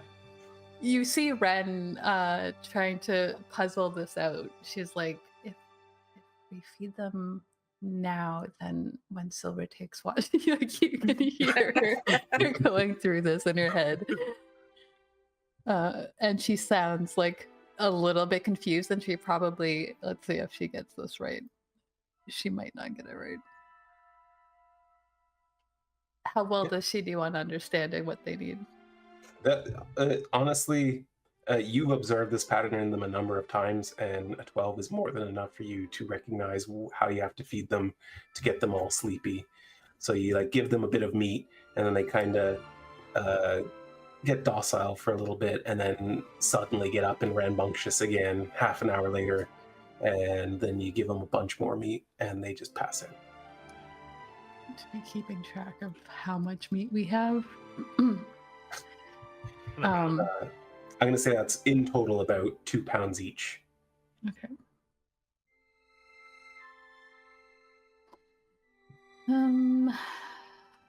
That's -6. I guess Sylra's probably taking first watch since they're sleepy now. Sure. All right, give me your perception, Sylra.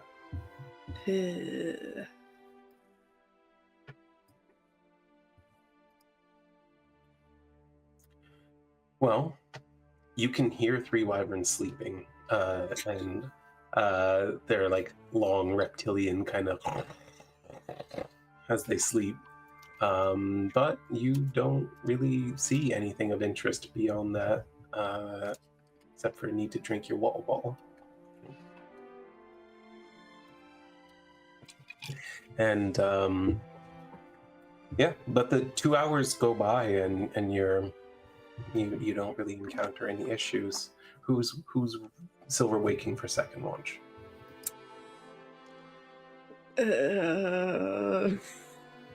Because of David's face, I'm going to choose Rhowan. There we go. Rhowan, let's get your perception check.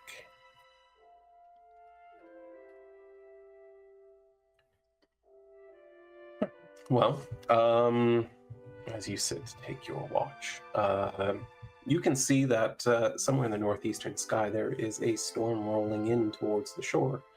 But that's way off in the distance, and you can only even see that far because of how high up in the mountains you still are. But you can see it, the flashes of lightning and the heavy cloud cover kind of rolling across the blanket of stars. But it's so far out that even your particularly pointy ears can't hear the thunder yet.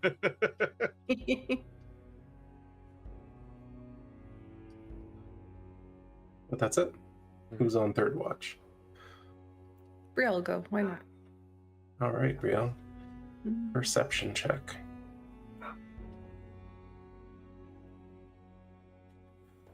All right. Well, You take up your watch, and it's all quiet. You see nothing, you hear nothing until very suddenly you hear just a like a snapped branch or something somewhere to the south. It's not particularly loud, but kind of startles you a little bit. As you look out in the darkness, you can't quite make out what made it. However, you do notice that your wyvern also woke up from the sound. And it just kind of looks around absently for a moment and then crawls over towards you on its winged limbs. Does it seem spooked at all, or it's like started to come down when it crawled towards Brielle? It just doesn't seem to understand why it even woke up. It's not Okay. registering a threat at the moment. She'll just like pet its head, try and get it to fall back asleep, and keep Give me watch an on animal that handling direction. check. Yeah, absolutely. So good at those. 7. It does not go back to sleep. However, yes, you do notice that pretty long way south of you, just at the very edge of a tree line. It's hard to make out. It's a shadowy figure. It's dark. A lot of the stars are covered up, but at just the right opportune moment, one of the moons just seems to rise outside of the cloud cover and shed a little bit of dim light down into the forest. And you can see what looks to be a giant wandering around at the edge of the tree line. Neat. Oh, that is neat. That's your buddy. Brielle's gonna like try not to make noise. She's gonna watch it to see if it comes closer, because she does want everyone to kind of get their sleep and not be exhausted for the day ahead. But if it starts to kind of move closer and feel like it's gonna be a problem, she will wake people up. Absolutely. As you observe it, you can see that it looks to be gathering wood for itself. And as it gets in like a good armful of it together, you can see it's even like you hear several more cracks. It's now like ripping branches off of healthy trees with a big snap. And it continues on westward, like doesn't seem to be interested in going north towards you. Perfect. I'm gonna keep very close eye on it the entire time. Yeah, and by the time your 2-hour watch is over, it's gone completely out of sight to the west.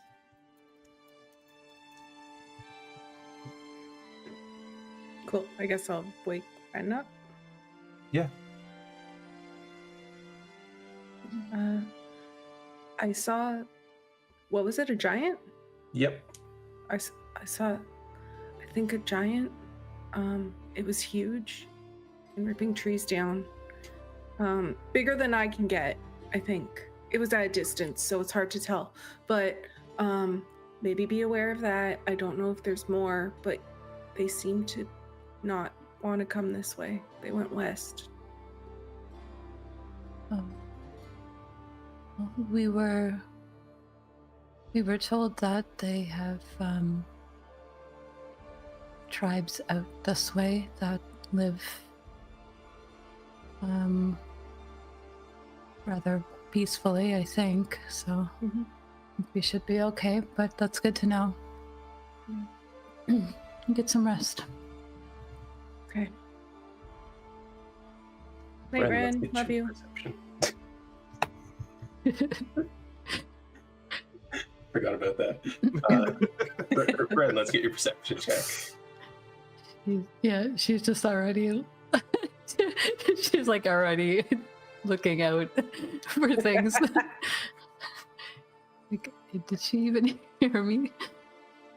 Okay.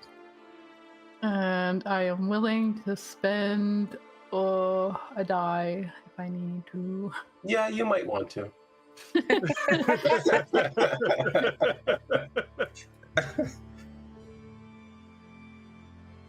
Okay.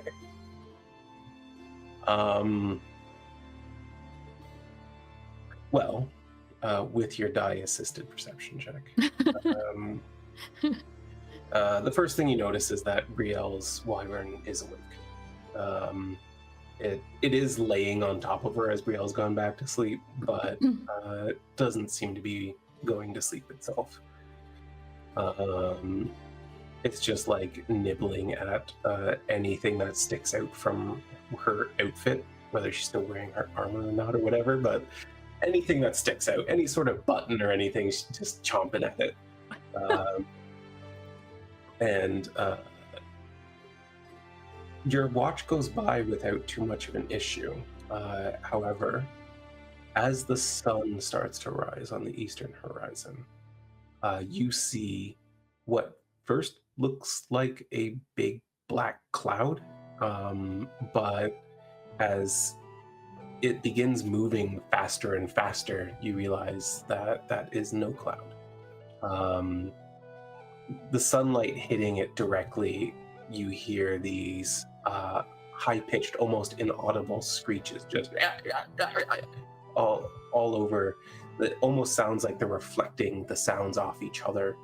And as it gets brighter and brighter, you see them rushing on northward towards the High Father. Interesting. It didn't look like the things that Rhowan described. It does look like that. It does look like that? Okay. All right. Well, as long as they're not coming this way.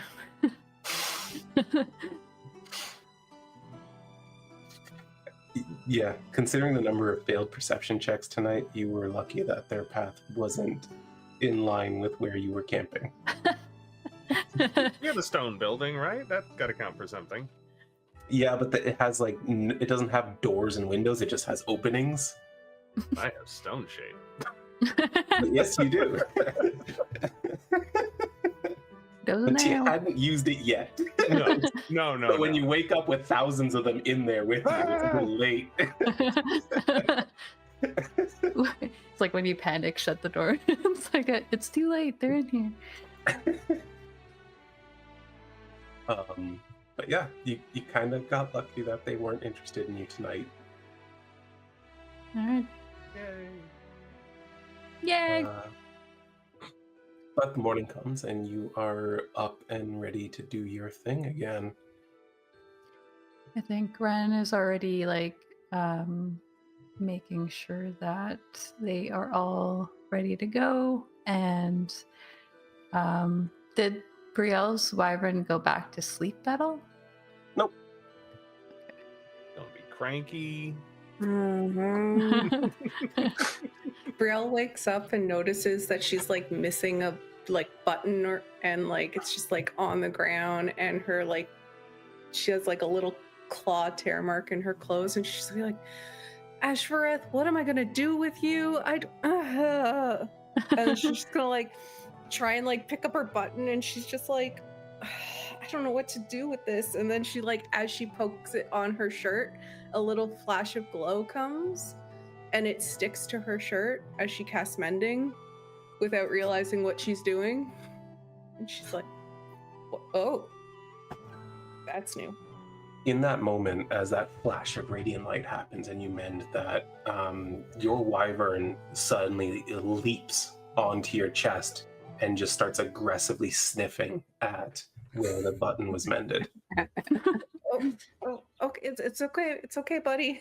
I'm just like trying to pull. Rhowan, help! It's gonna be all right. All right, come on down now. I'll try and lure. It's okay. Give it an animal handling check with disadvantage. It wants Lauren's just gonna like Wants that button. throw some meat their way, not knowing what to do with it. Oh my god, you have such a modifier on that. It's ridiculous. The same as my surprisingly, perception. the meat doesn't seem to draw its attention at all for once. However, with some coaxing, almost like a guy who wants to fight and is being held back, like Rowan's able to get it off peacefully but it's still like sniffing at that moment of radiant energy. Oh, Brielle's just gonna like kneel down and try and like hold its little face like you would to a dog to talk to, and just be like, "Calm down. It's okay. It's okay. I don't know what happened. I don't know what happened, but it's gonna be okay." And What what did happen anyway? I put my button on my shirt and it stuck, and he really liked that. Oh, I got it. Here, sorry about this. And I will pluck that button off again. Oh, Brielle's like, and so forward. put it so back forward. and cast mending and see if it does the same thing. It does not. Huh. You did some god magic there. I guess it's maybe cares about your flavor more than my flavor. Oh, I was gonna say, don't you do god magic? Yeah, but we got different flavors. Different gods, so, yeah. Yeah. I love your gods being described as flavors. Now, in God flavor, you No, in Tharvos. Yeah. You got your Tharvos in my Arendor. You got your Arendor in my Tharvos. Yeah, can I get a Tharvos, the double drink scoop, of one athletes. Tharvos? Oh my god, you guys are gonna end up opening an ice cream stand one day. 2 scoops Yeah. of Tharvos coming up. You get some competition across the road, and it's like Serpentos and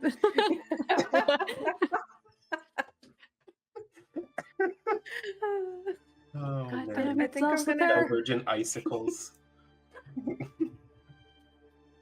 I think I'll have to be careful casting magic around him then if he's gonna start attacking me.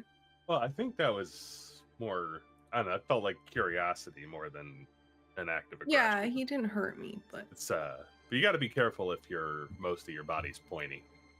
yeah. And you should be careful not to rip people's buttons off their shirts when they're not prepared. I tried to warn you. I'll I be more clear mean- next time. Usually that happens and it's a good thing. Sylra will just like say from the corner. I mean, if you're into that. and then Cheryl wonders why she has this reputation.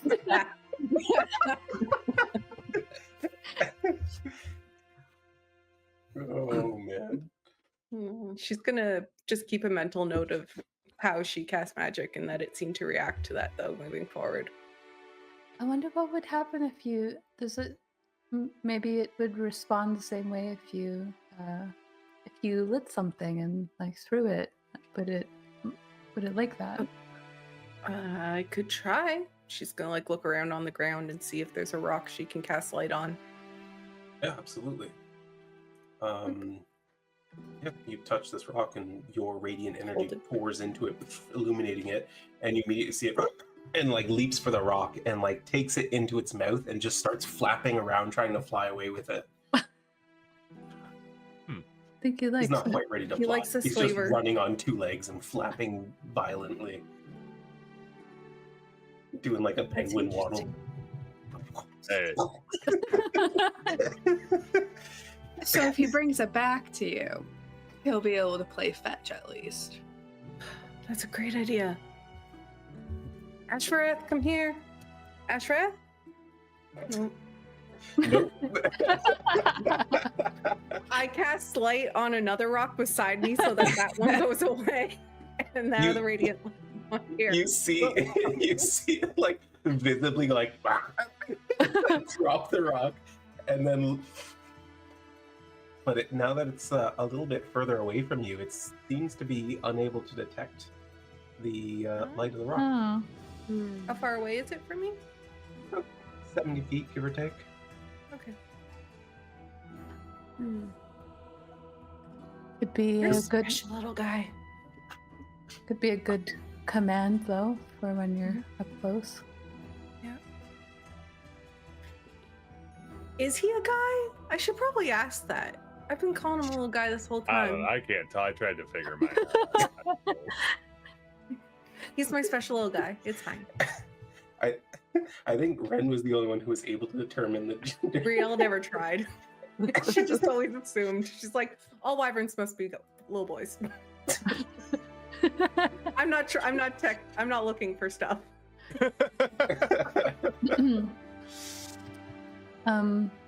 Before we head out, while I was on watch, I saw some of those, I think Rhowan called them sturges. They seemed to be heading towards the High Father in a bit of a hurry, so thought I would mention that. Oh, and Brielle, I saw something last night. There's as a well. giant. Oh, neat. Yeah, he was ripping like branches off trees, and yeah, he was going west. But I think he didn't notice us. We were okay. Well, and I saw a storm rolling in off the coast, so I think we'll probably be okay today. But if it keeps going, we could catch some weather on the way back. Jeez, and I was so distracted by just the snoring of the wyverns, I didn't see anything. I don't know, I find it kind of relaxing, like when a big, powerful creature with senses, some senses more powerful than your own, finds it fit to sleep. True. This little guy. She like points at her wyvern that did not sleep. He didn't sleep. He was asleep when I was awake. Oh, that's good. He was awake when he heard the snapping. Yeah, he stayed awake after that too. Mm. You're gonna be cranky, aren't you?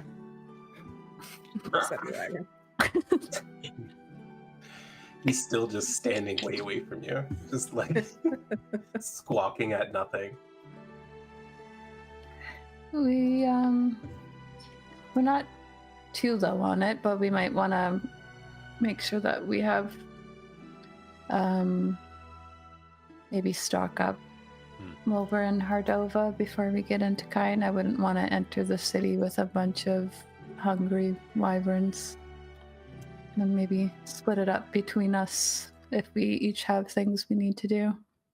That's a good idea. Good idea. Maybe I can take a cheese plate to go for you guys, rather than bringing in 3 wyverns. I don't know. I think I'd look pretty intimidating walking into that fight with like 3 wyverns around me. People might want to like place more bets on me if I fight there. Possibility, yeah. Hey, you walk in with the 3 of them, and then you kind of they disperse before you enter the ring. That would be intimidating. I don't Like know if they're little trained minions. enough for that, but we could try it. How do you fellas think? Are you ready?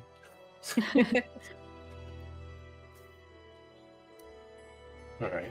Well, you get yourselves prepared. Brielle, I assume you go and collect Ashfarath, was that? Ashfarath, yep. I'm gonna just try and slowly walk up to him, not to spook him. Make an insight check for me. In the tower? Yes, please. It's a Love it when 1? that happens. Is it a 1? I'm not saying, but it made me laugh. It's not a 1. It's under a 5. You're not really sure what the wyvern's up to. It seems to almost be like moving away from you for a bit. Like you don't know if it's trying to run away from you or what it's trying to do. It's being drawn by different smells here and there and sniffing the ground. But then at some point, as you're trying to draw near to it, it suddenly just takes its wings out again and starts trying to flap as it like penguin waddles back towards you. And then just kind of climbs on and grabs hold of you. It's okay, buddy. I'm sorry for scaring you earlier. It seems okay. But you guys head back out on the road, and you've got a pretty long journey ahead of you. Is there anything anyone's trying to accomplish in travel? I don't think so. Just keeping an eye on the weather.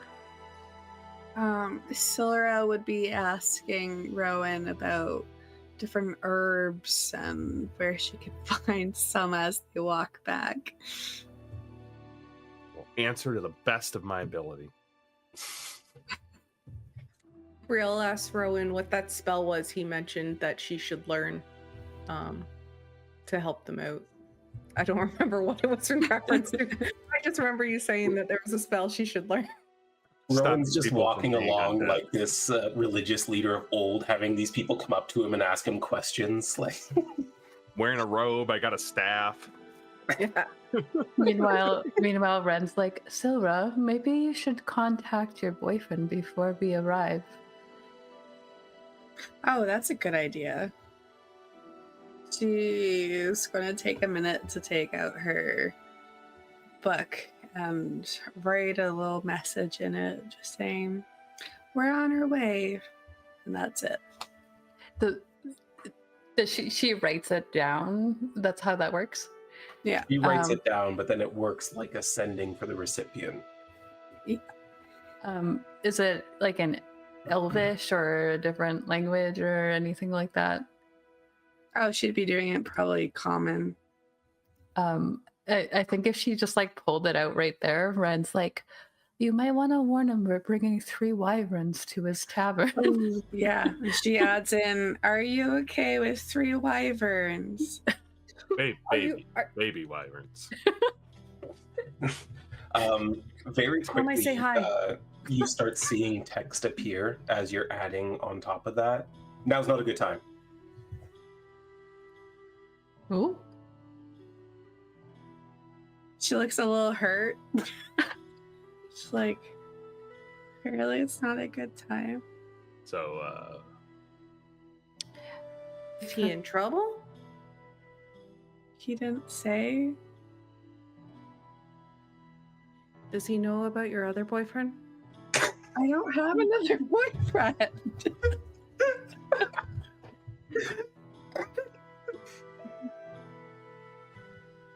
This has me concerned, though. But I mean, maybe we go to Kind first.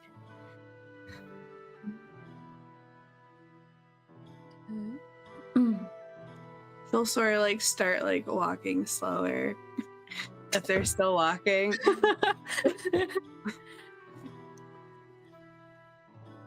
Like another Me. day and a half of travel ahead of you. Maybe just right now, this very instant is a bad time, but it Maybe, doesn't like- mean us being there the whole time will be a bad time. It may be like this hour was a bad time to reach out to him. Maybe he was Maybe. indisposed. What was that? That cut off Maybe my he was- too. Maybe he was in the bathroom at the moment.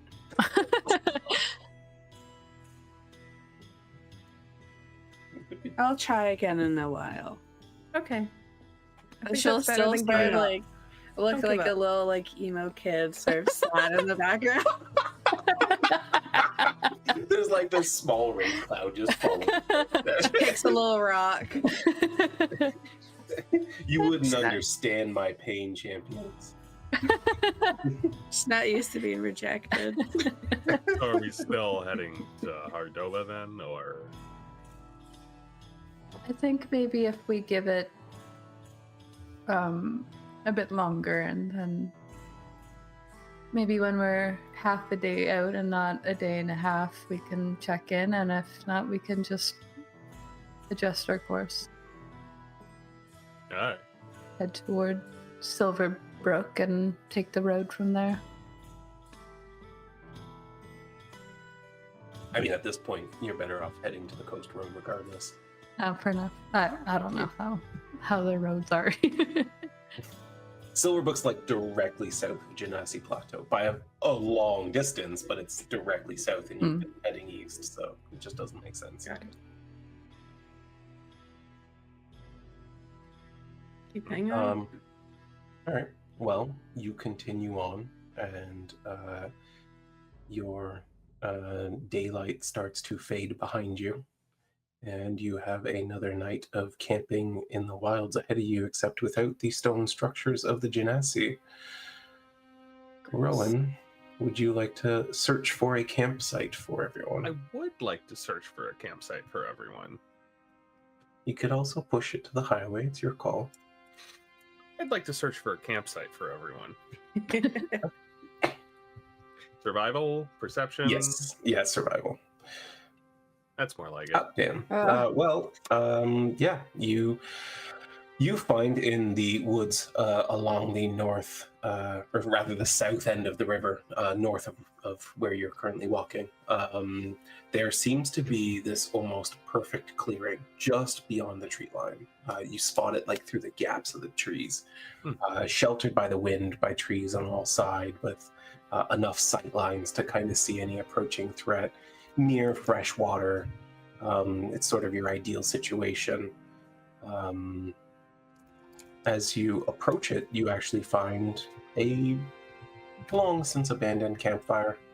Hey, we don't even have to make a fire ring. This is great. Yeah, you kind of have your ideal situation. How much meat do you think they would have eaten over that time? Just because I'm keeping track, like pound-wise. Yeah, so they're gonna eat on average about like 2 full pounds of red meat a day each. Okay. Yeah. That is good to know. How we doing on supplies? Sorry? How we doing on supplies for that? We have 18 pounds of bullet meat and 5 pounds of mushroom steaks, which I think they needed to eat slightly more of to like feel full. Can mix it in like they do at Taco Bell. They also don't seem to be super fond of it. Yeah. Gotta mix it in, hide it. A little bit of pureed cauliflower in the mashed potatoes. Yeah, these cauliflower is really good for you.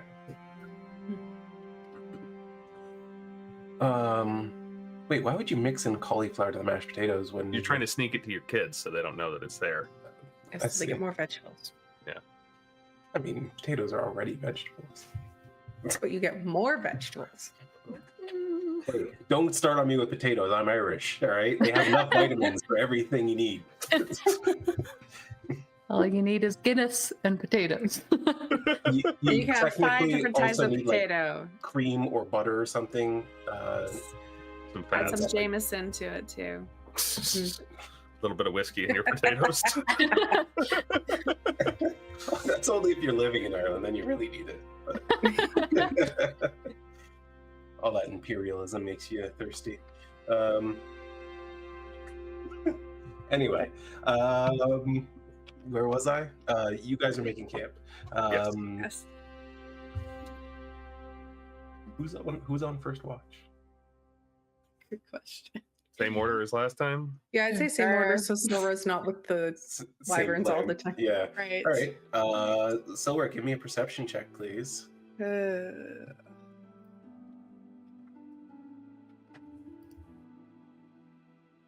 right. At first, you're finding it difficult to kind of hear really much of anything over the sound of the nearby river. One of 3 that kind of feeds into this massive outstream into the ocean. But you're kind of watching through the gaps in the trees and making sure there's nothing else approaching. And as you're doing that, you hear a distinct through the air, kind of draws your attention. You can't see it with the canopy overhead, but you could walk the 20 feet beyond the trees to take a look at the sky. Yeah, she's gonna do that. Yeah, you take a little walk out of the tree line, and you manage to catch in this sort of late twilight, with 2 of the moons up, kind of lending to the light in the sky. You're able to make out a fairly sizable, familiar-looking white dragon flying northward.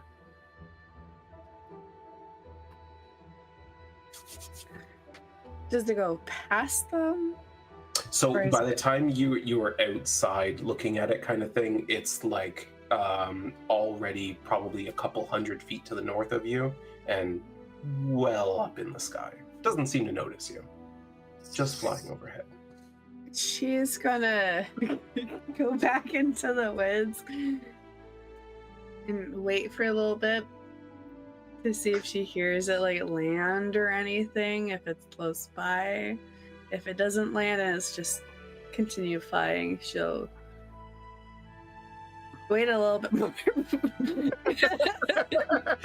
Well, you wait the remaining hour and a half of your watch, and it never gets any closer. We can definitely take that thing now. We almost beat it in our underwear. She's gonna sort of like aggressively tap on Rhowan to be like, the white dragon flew over. Just when you say white dragon, just totally stands up. Where? Like pointing at the canopy above it. Like getting a guiding bolt ready. There's like a little bit of.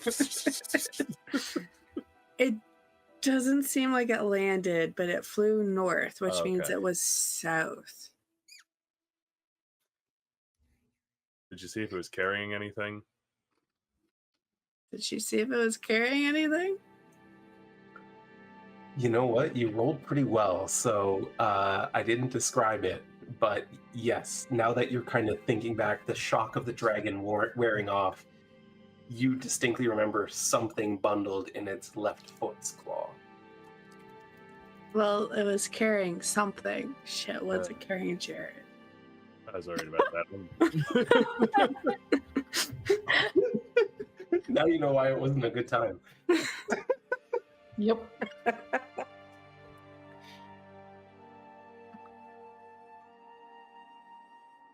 She has to rest before she uses it again, so she can't say anything. You can only use it once per rest? I believe so. I'll go over it again just to It doesn't double check. feel like enough, but You It can really doesn't feel like enough for an invocation, but basically for each like proficiency, you get one name in the book.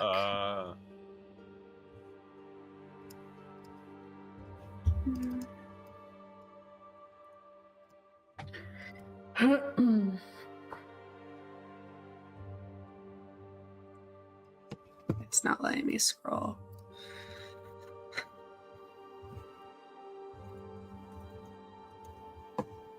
all reading the warlock staff.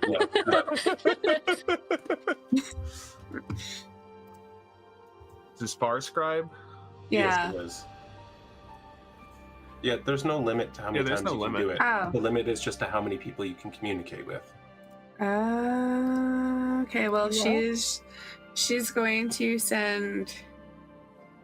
Was it the dragon? Question mark. Was what the dragon? Was the reason why you weren't available the dragon? Oh, no. My crews had been getting hit by, well, let's just say an adversary. And so I was ensuring that they don't get hit a fourth time. And nearly got me. 2 inches and it would have been through my heart.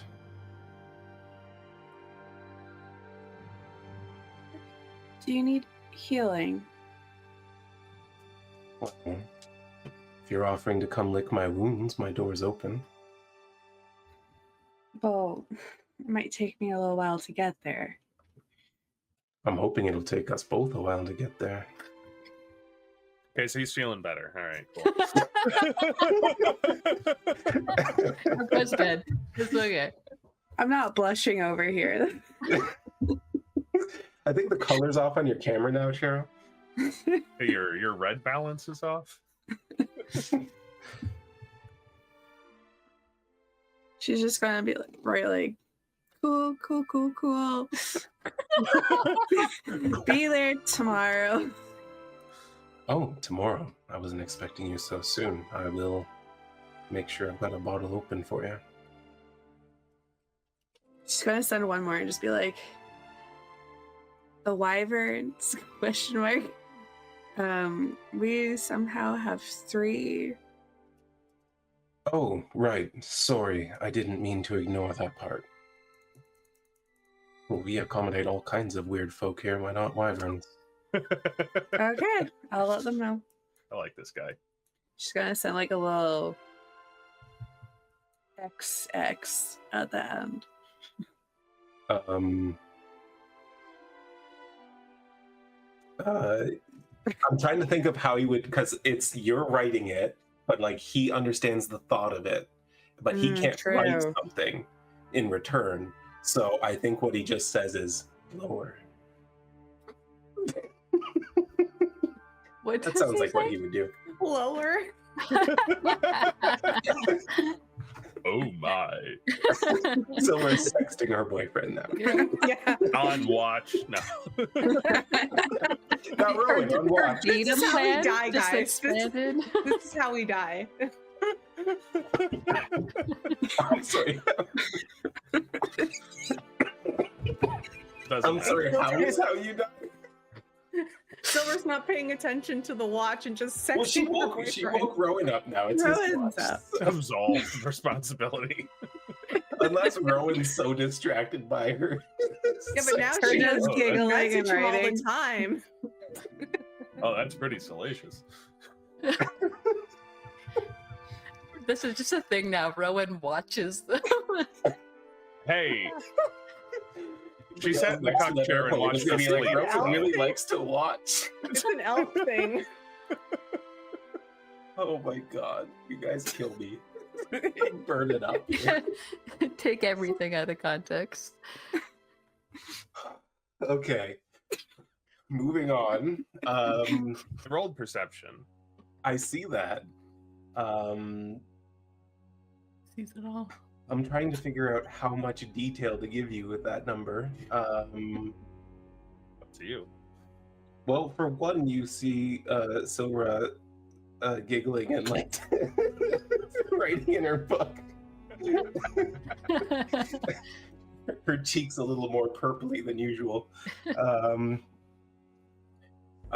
For two, you notice a distinct lack of a white dragon in the vicinity. I'm not going to worry about that too much if it's not here. But if it's going north. Oh, And it was man. holding something. And for three, you feel a bit of a tremor under the earth. It is constant, but not steady, if you know what I mean. It's like, but never like- stopping. It's like irregular, but persistent. Gotcha. Well, just in case, I'm going to be on the lookout for any large insectoid creatures burrowing up from the ground.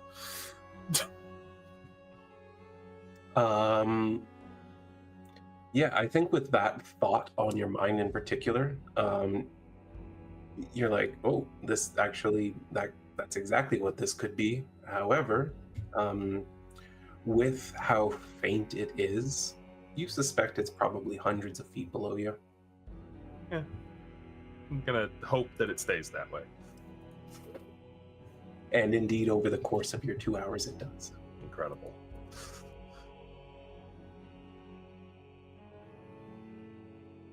Brielle was next? Yeah, we kind of swapped. Oh, no. I'm up. You swapped? Oh, you were up second last time. Yeah. All right, well, either way, give me your perception check. You hear a lot of rushing water. Do I see anything around me that looks like? I mean, you can see the hills outside of the tree line, and you can see the trees. We're doing great, guys. Survival. But fortunately, again, you seem to have a peaceful night, at least so far, and your watch goes off without any attack. My wyvern stays asleep. Yeah, tonight it stays asleep. Perfect. We'll wake Wren up. Wren, perception check, please. Let's do this.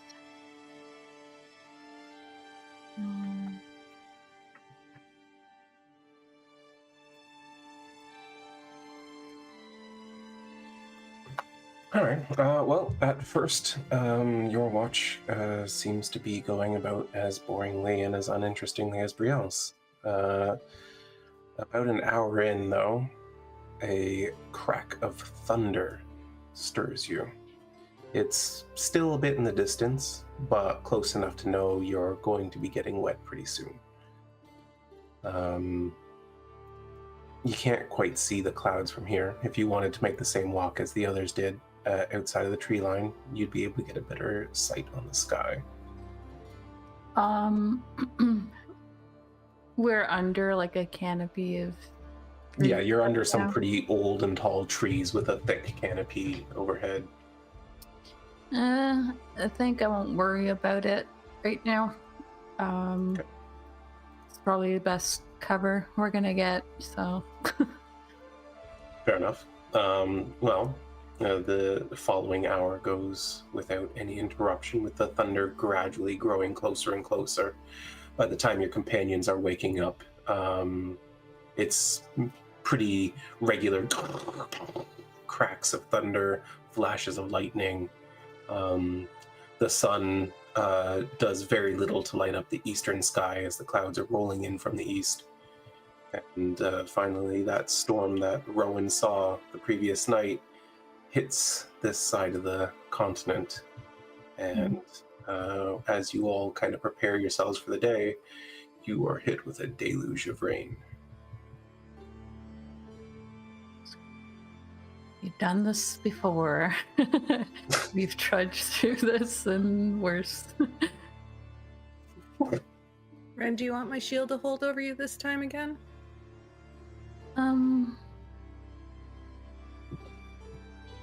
She's like, yeah, I don't really like to be wet, so if you don't mind. Yeah, that's fine.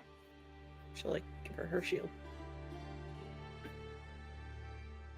Yeah, she takes it.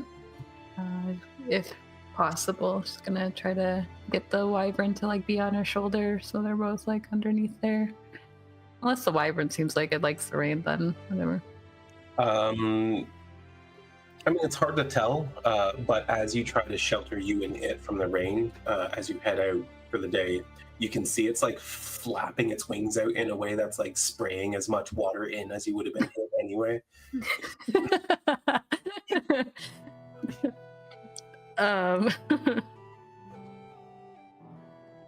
Yeah, I think she puts up with that for an hour, and then she's like, you know what, Brielle, I think maybe this is just gonna be something I have to deal with.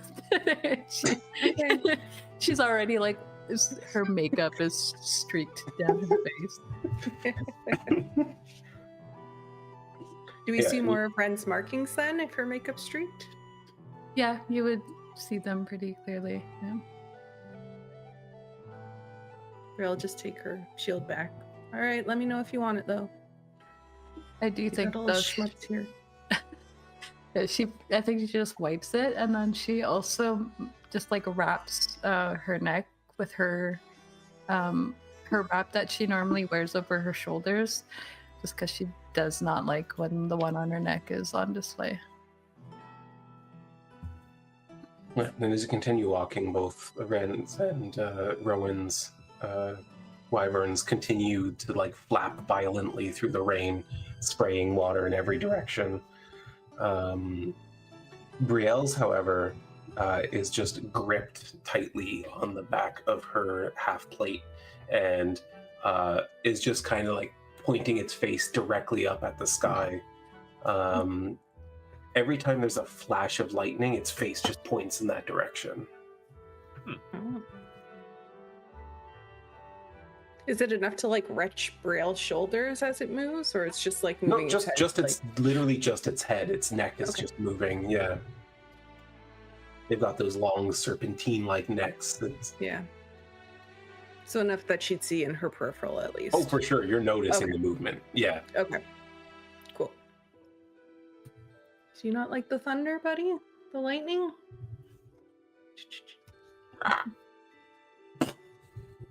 Just immediately, like as soon as there's a flash, before the thunder even hits, often it just points its face in the direction of the lightning. Brielle, do you know much about this Darvos and his his domain and what he is kind of in charge of? I mean, he's in charge of like his emblem's the sun, so maybe he doesn't like it because it's raining. But he's also like a strength god, so maybe he likes the strength that the storm is bringing and the power of the lightning. I don't know. Seems to react very differently than the others. Yeah, I feel like he's the perfect embodiment to be mine.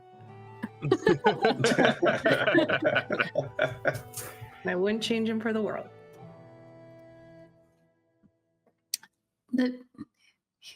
He is a he, right?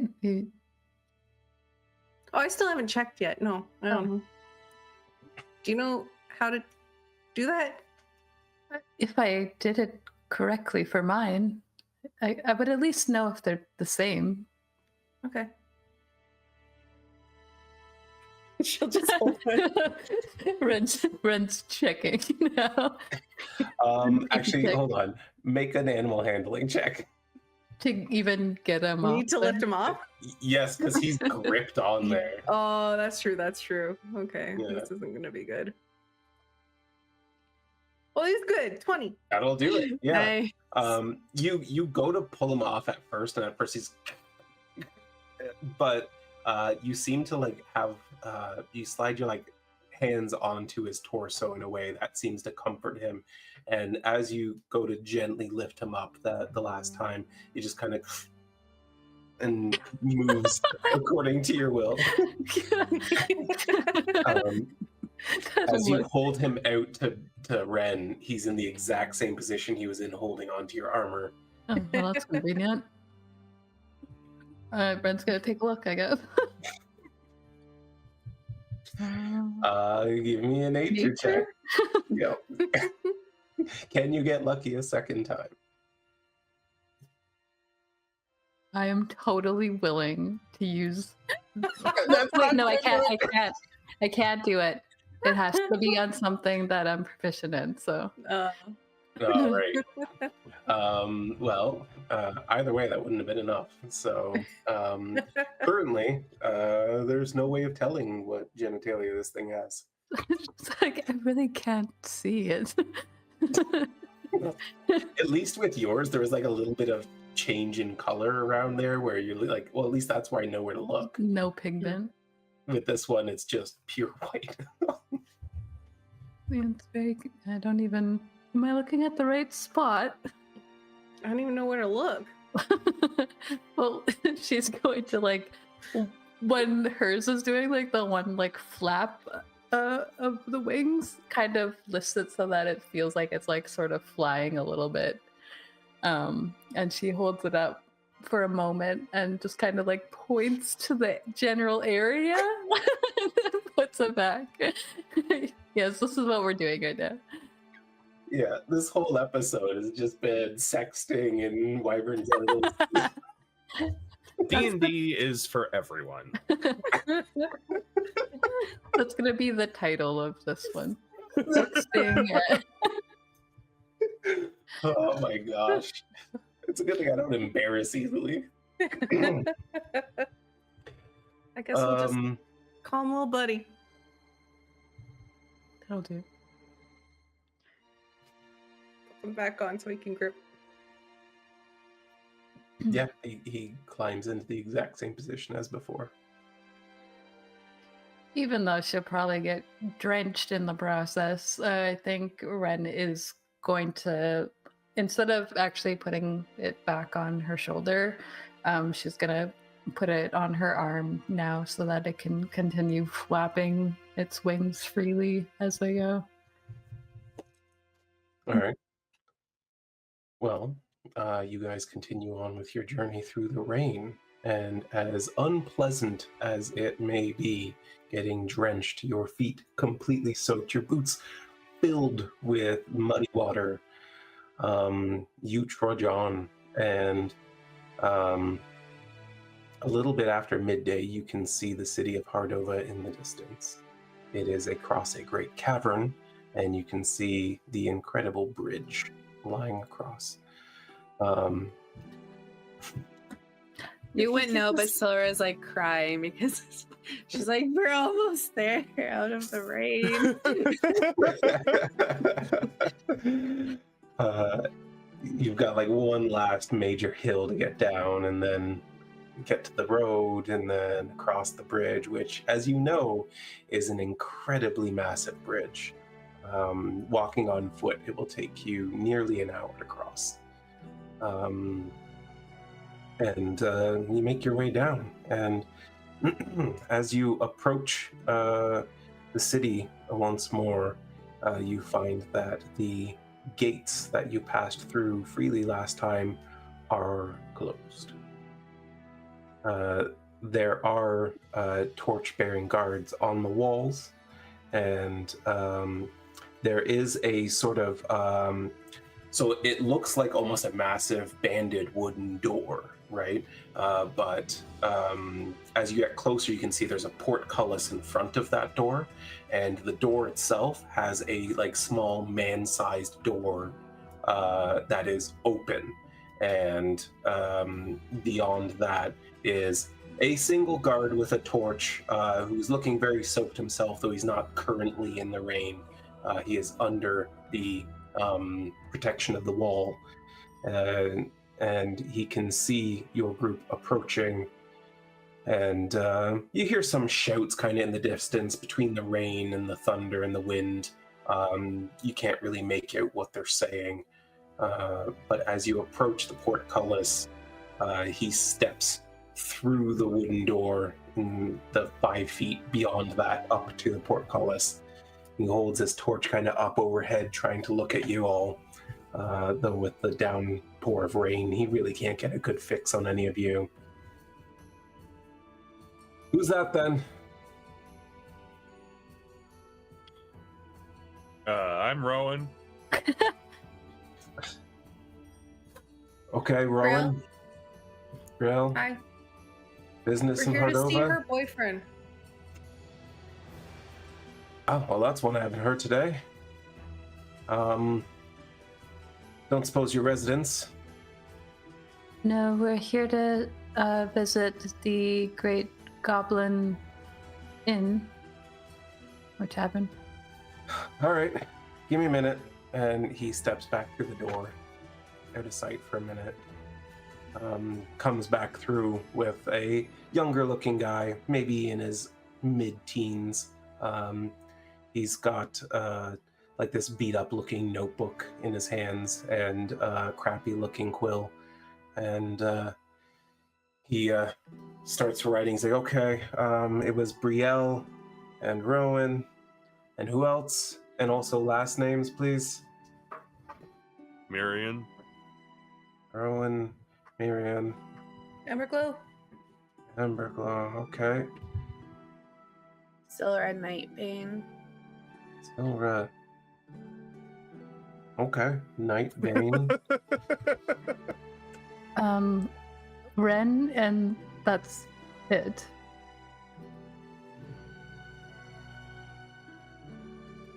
You're visibly changeling at this moment, right? Yep. He kind of eyes her up. He writes down Wren, and he looks at the guard. It's like, I don't know what to do with that. They said both names for everybody who comes in. You could put Emberglow. It's fine. I don't think that's allowed. You need two names. I'm giving you a name. Changeling.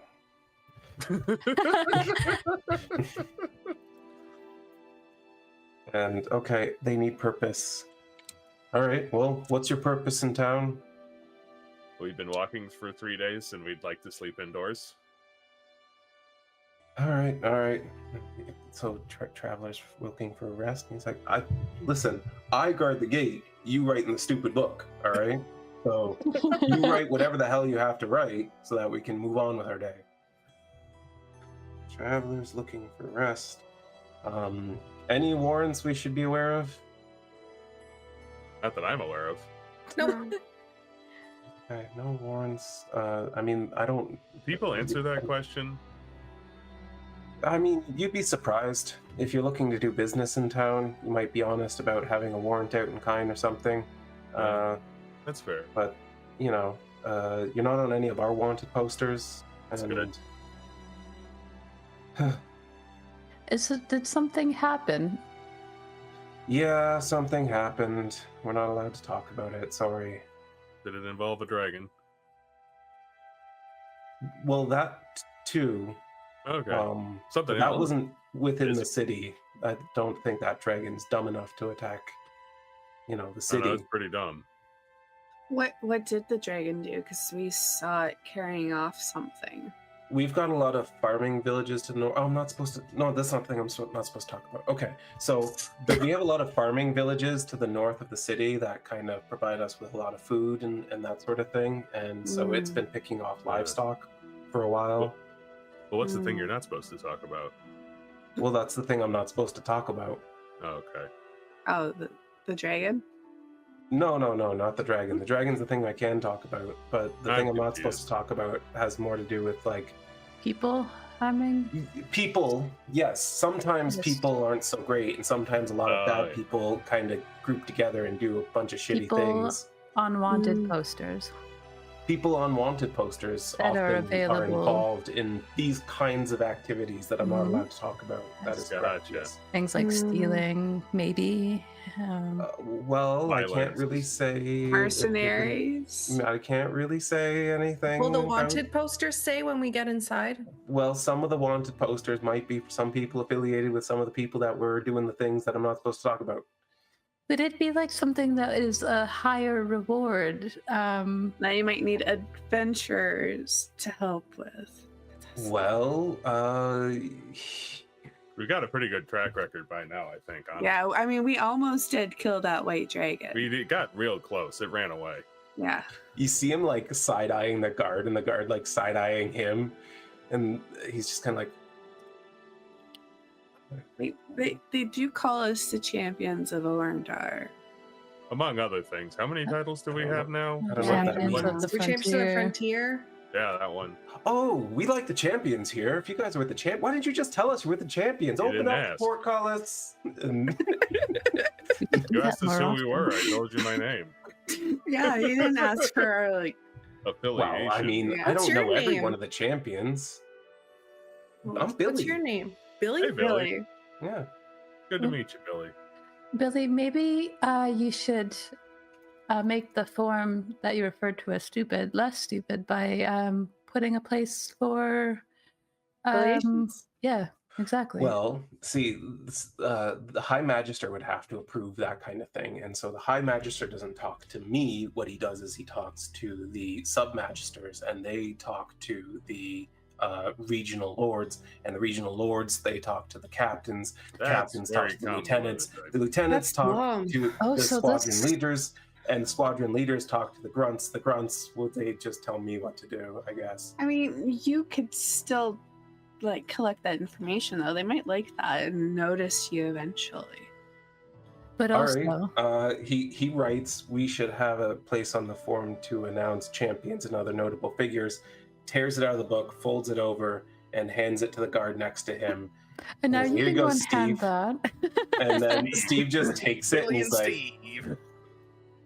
I'm writing this down. But also, you mentioned that this is an issue that goes right up to the High Magister. That must be really serious. oh, well, I mean, the High Magister gives the orders. I don't know how involved he is in each aspect of things. So if we wanted to know more or potentially help, we would go talk to him. Well, if you can get an audience with High Magister Dreyfus, then I'm sure you could probably change everything in the city, but unless you're extraordinarily highborn and you just don't look it, I don't know that he's going to want to talk to you. Sylra's eyes sort of look over to Wren. I think both of Wren and Sylra are looking at each other right now. Oh, we'll figure it out. We'll help you. We like you. Is that a name any of us have heard before? High Magister Dreyfus? Yeah. No. None of you know the bureaucrats of Hardova. Alright. Yeah. But we know someone who probably will. Billy. Billy, of course. Billy and Steve. Billy and Steve. Do you guys have last names? Well, of course we do, but, I don't just give my family name out to anyone who enters the gates, right? Like, We just had to. well, you're trying to enter our city. I'm just trying to keep people safe. And, like, if you knew my family, then you could go and take my family hostage and make me let other people in. I don't But the wanna do that. champions do that. Well, no, but, the thing is, How many Billies are there? How would we recommend you? my name's Billy Fineworth. I'm sure you're upstanding folk. All I have is my mom anyway, and, if you took her hostage, the fright would probably kill her, so please don't. Don't worry, we won't. And that's more than I have, so Oh, you should be happy I'm s- about that. I'm sorry to hear that. And no, it's fine.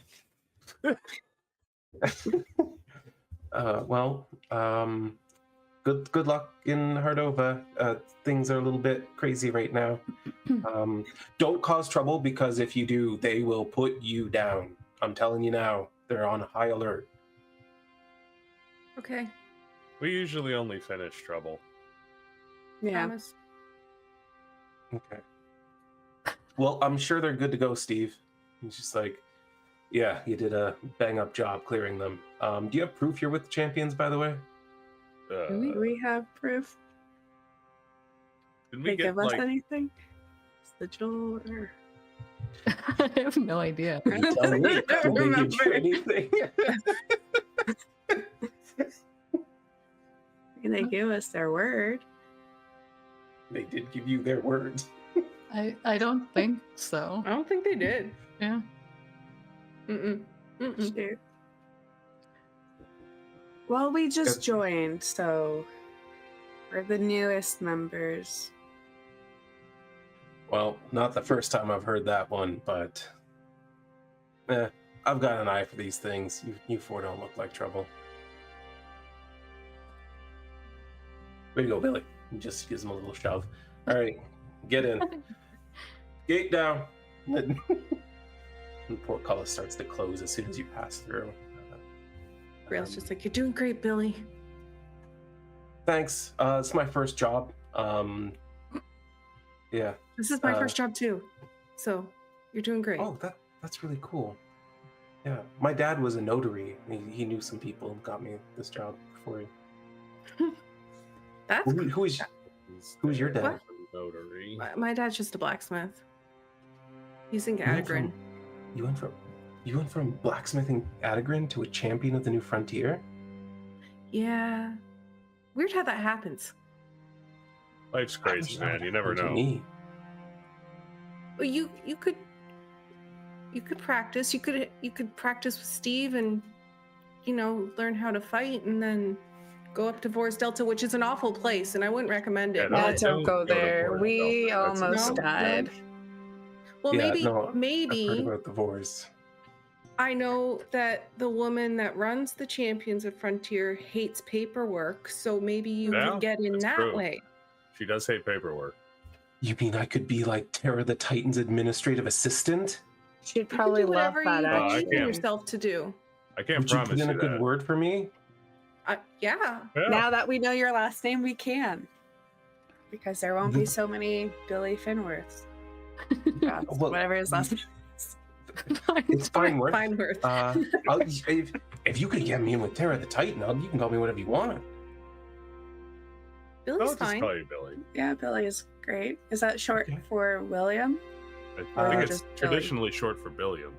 It's short for Billiam, yeah. I don't know. Will is short for William.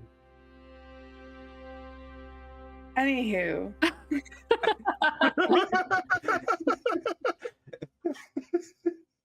we have probably 3 hungry wyverns, and I don't know when the last time we ate.